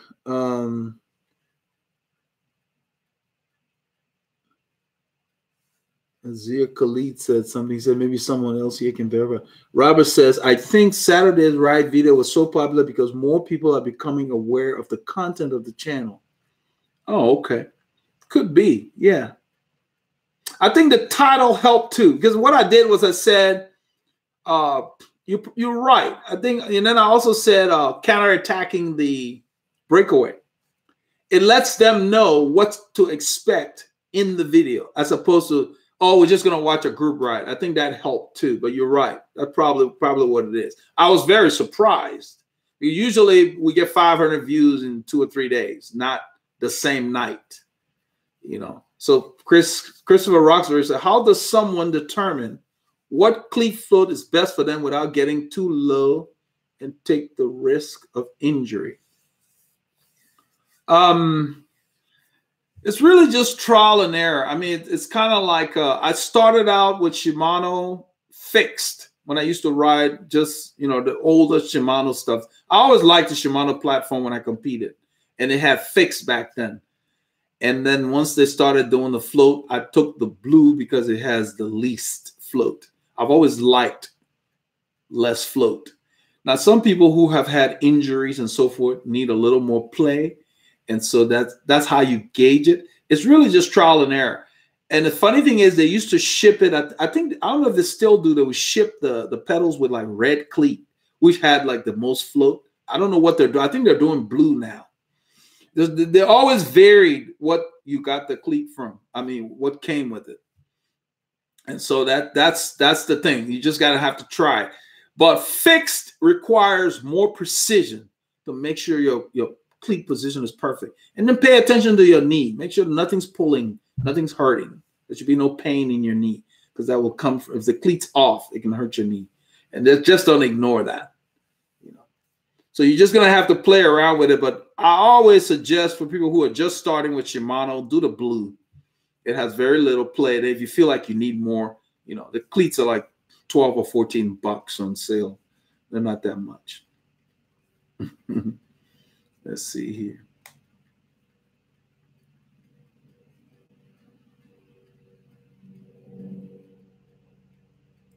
Anthony says, to my answer about the seat tubes, he said, thanks, Elder. I was just shocked at the difference. The angles appear the same to the eye, and I don't know how to accurately measure it. Yeah, they have an angle finder. You can get them on Amazon or wherever. Maybe I should pull one on the recommended cycling products. But there's an angle finder that like 14, 18 bucks. Pretty inexpensive that you use. People use it when they do roofing and stuff. That's where I saw it years ago. I have one that I use to verify the angle. Yeah, it's hard to tell by looking. Now, if you buy the bike new, they'll give you the specs and they'll tell you. But yeah, but if you didn't, then yeah, you got to use an angle finder to tell the seat tube angle. So the one that your saddle's way back on, that says it's too far forward for you. So you're having to move that sucker back, meaning your seat post now. If your seat post is straight, you could get a setback seat post, and that will give you more room. In fact, I need to film my blue bike because I used a setback seat post. It moved the saddle back. So yeah. That's why people buy setback seat posts in certain cases, so they can have a little more room and don't have to have that saddle way back. You never want the saddle to be back far enough in the bend. That's the key. Where that bend is. You don't want to be in the bend. You want to be on the flat part. You can get as close as you want to the bend. Just don't get in the bend. It's kind of weak there. You're not supposed to clamp there. I don't even think you can. You know, on either side, whether you shoving all the way, make sure it's not in the bend at the back, just the flat part. Some saddles don't have very long rails, so you got to be real careful with that too. As opposed to how much room you have for your fit.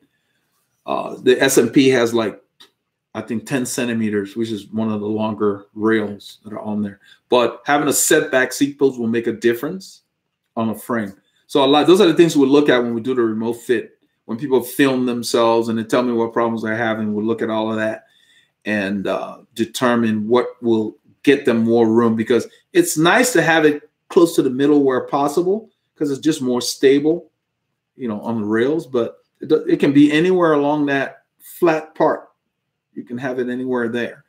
The key is to make sure your saddle set back, meaning you're sitting in the saddle comfortably to where you don't have the need to move when you're pedaling. If you're moving when you're pedaling, then your foreaft is wrong. And I don't know if you've seen the foreaft video on the channel. You go in the Bike Fit playlist, saddle foreaft setup. I've discussed all of that and how to determine where to move your saddle based on what you're doing when you're riding the bike. But that will help you.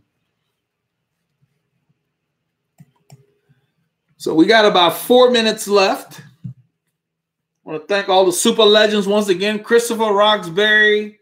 And who did we have? We had Roy. Yeah, Roy Butcott. Roy, thank you so much. And Dee from South London. He says, get your K's in. Well, this is Veloharmony from South Texas. Yeah, where the country is getting slammed with Arctic air. And so the Midwest area right now, it's just under a barrage of cold air, and it's supposed to go east. But by the weekend, it's supposed to warm up. So we'll see. We're not very cold. We're way down south. So we're about 6 or 7 Celsius, 41, 42 there. About it might be a little warmer now. It was cold. It's cold for us, but we're supposed to warm back up. So that's the thing. It should be okay. So we're going to wrap up this session here. And definitely the live sessions Wednesday works. We're going to keep that. I've got to get some videos out. I promise, what's his name? Troy Serrano would make a video about how to work out on the Total Gym, just to kind of show some workouts. He just got a Total Gym. He was interested in that. We'll do that. We got some other things that I want to get into the archives. But it's good to see the group rides doing so well, because that's our labor of love. I really like that. I think people see stuff as opposed to me standing in the studio talking about stuff. There's so much more in there. And I think Robert's right.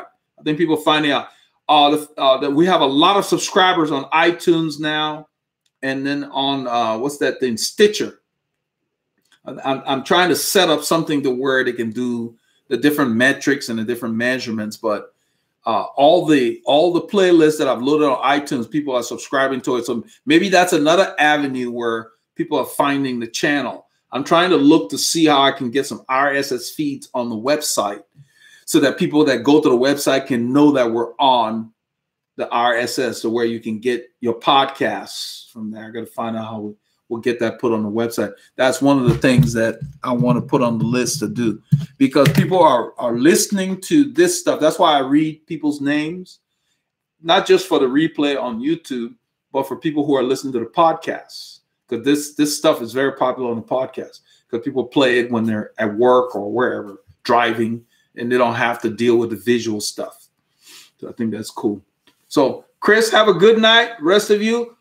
Robert, I'm glad you could make it. Paul, we appreciate all the support of all you super legends. And Twan from California is our newest super legend, Twan Wayne. I hope I pronounced that correctly. I think it's Win. Welcome to the Patreon world.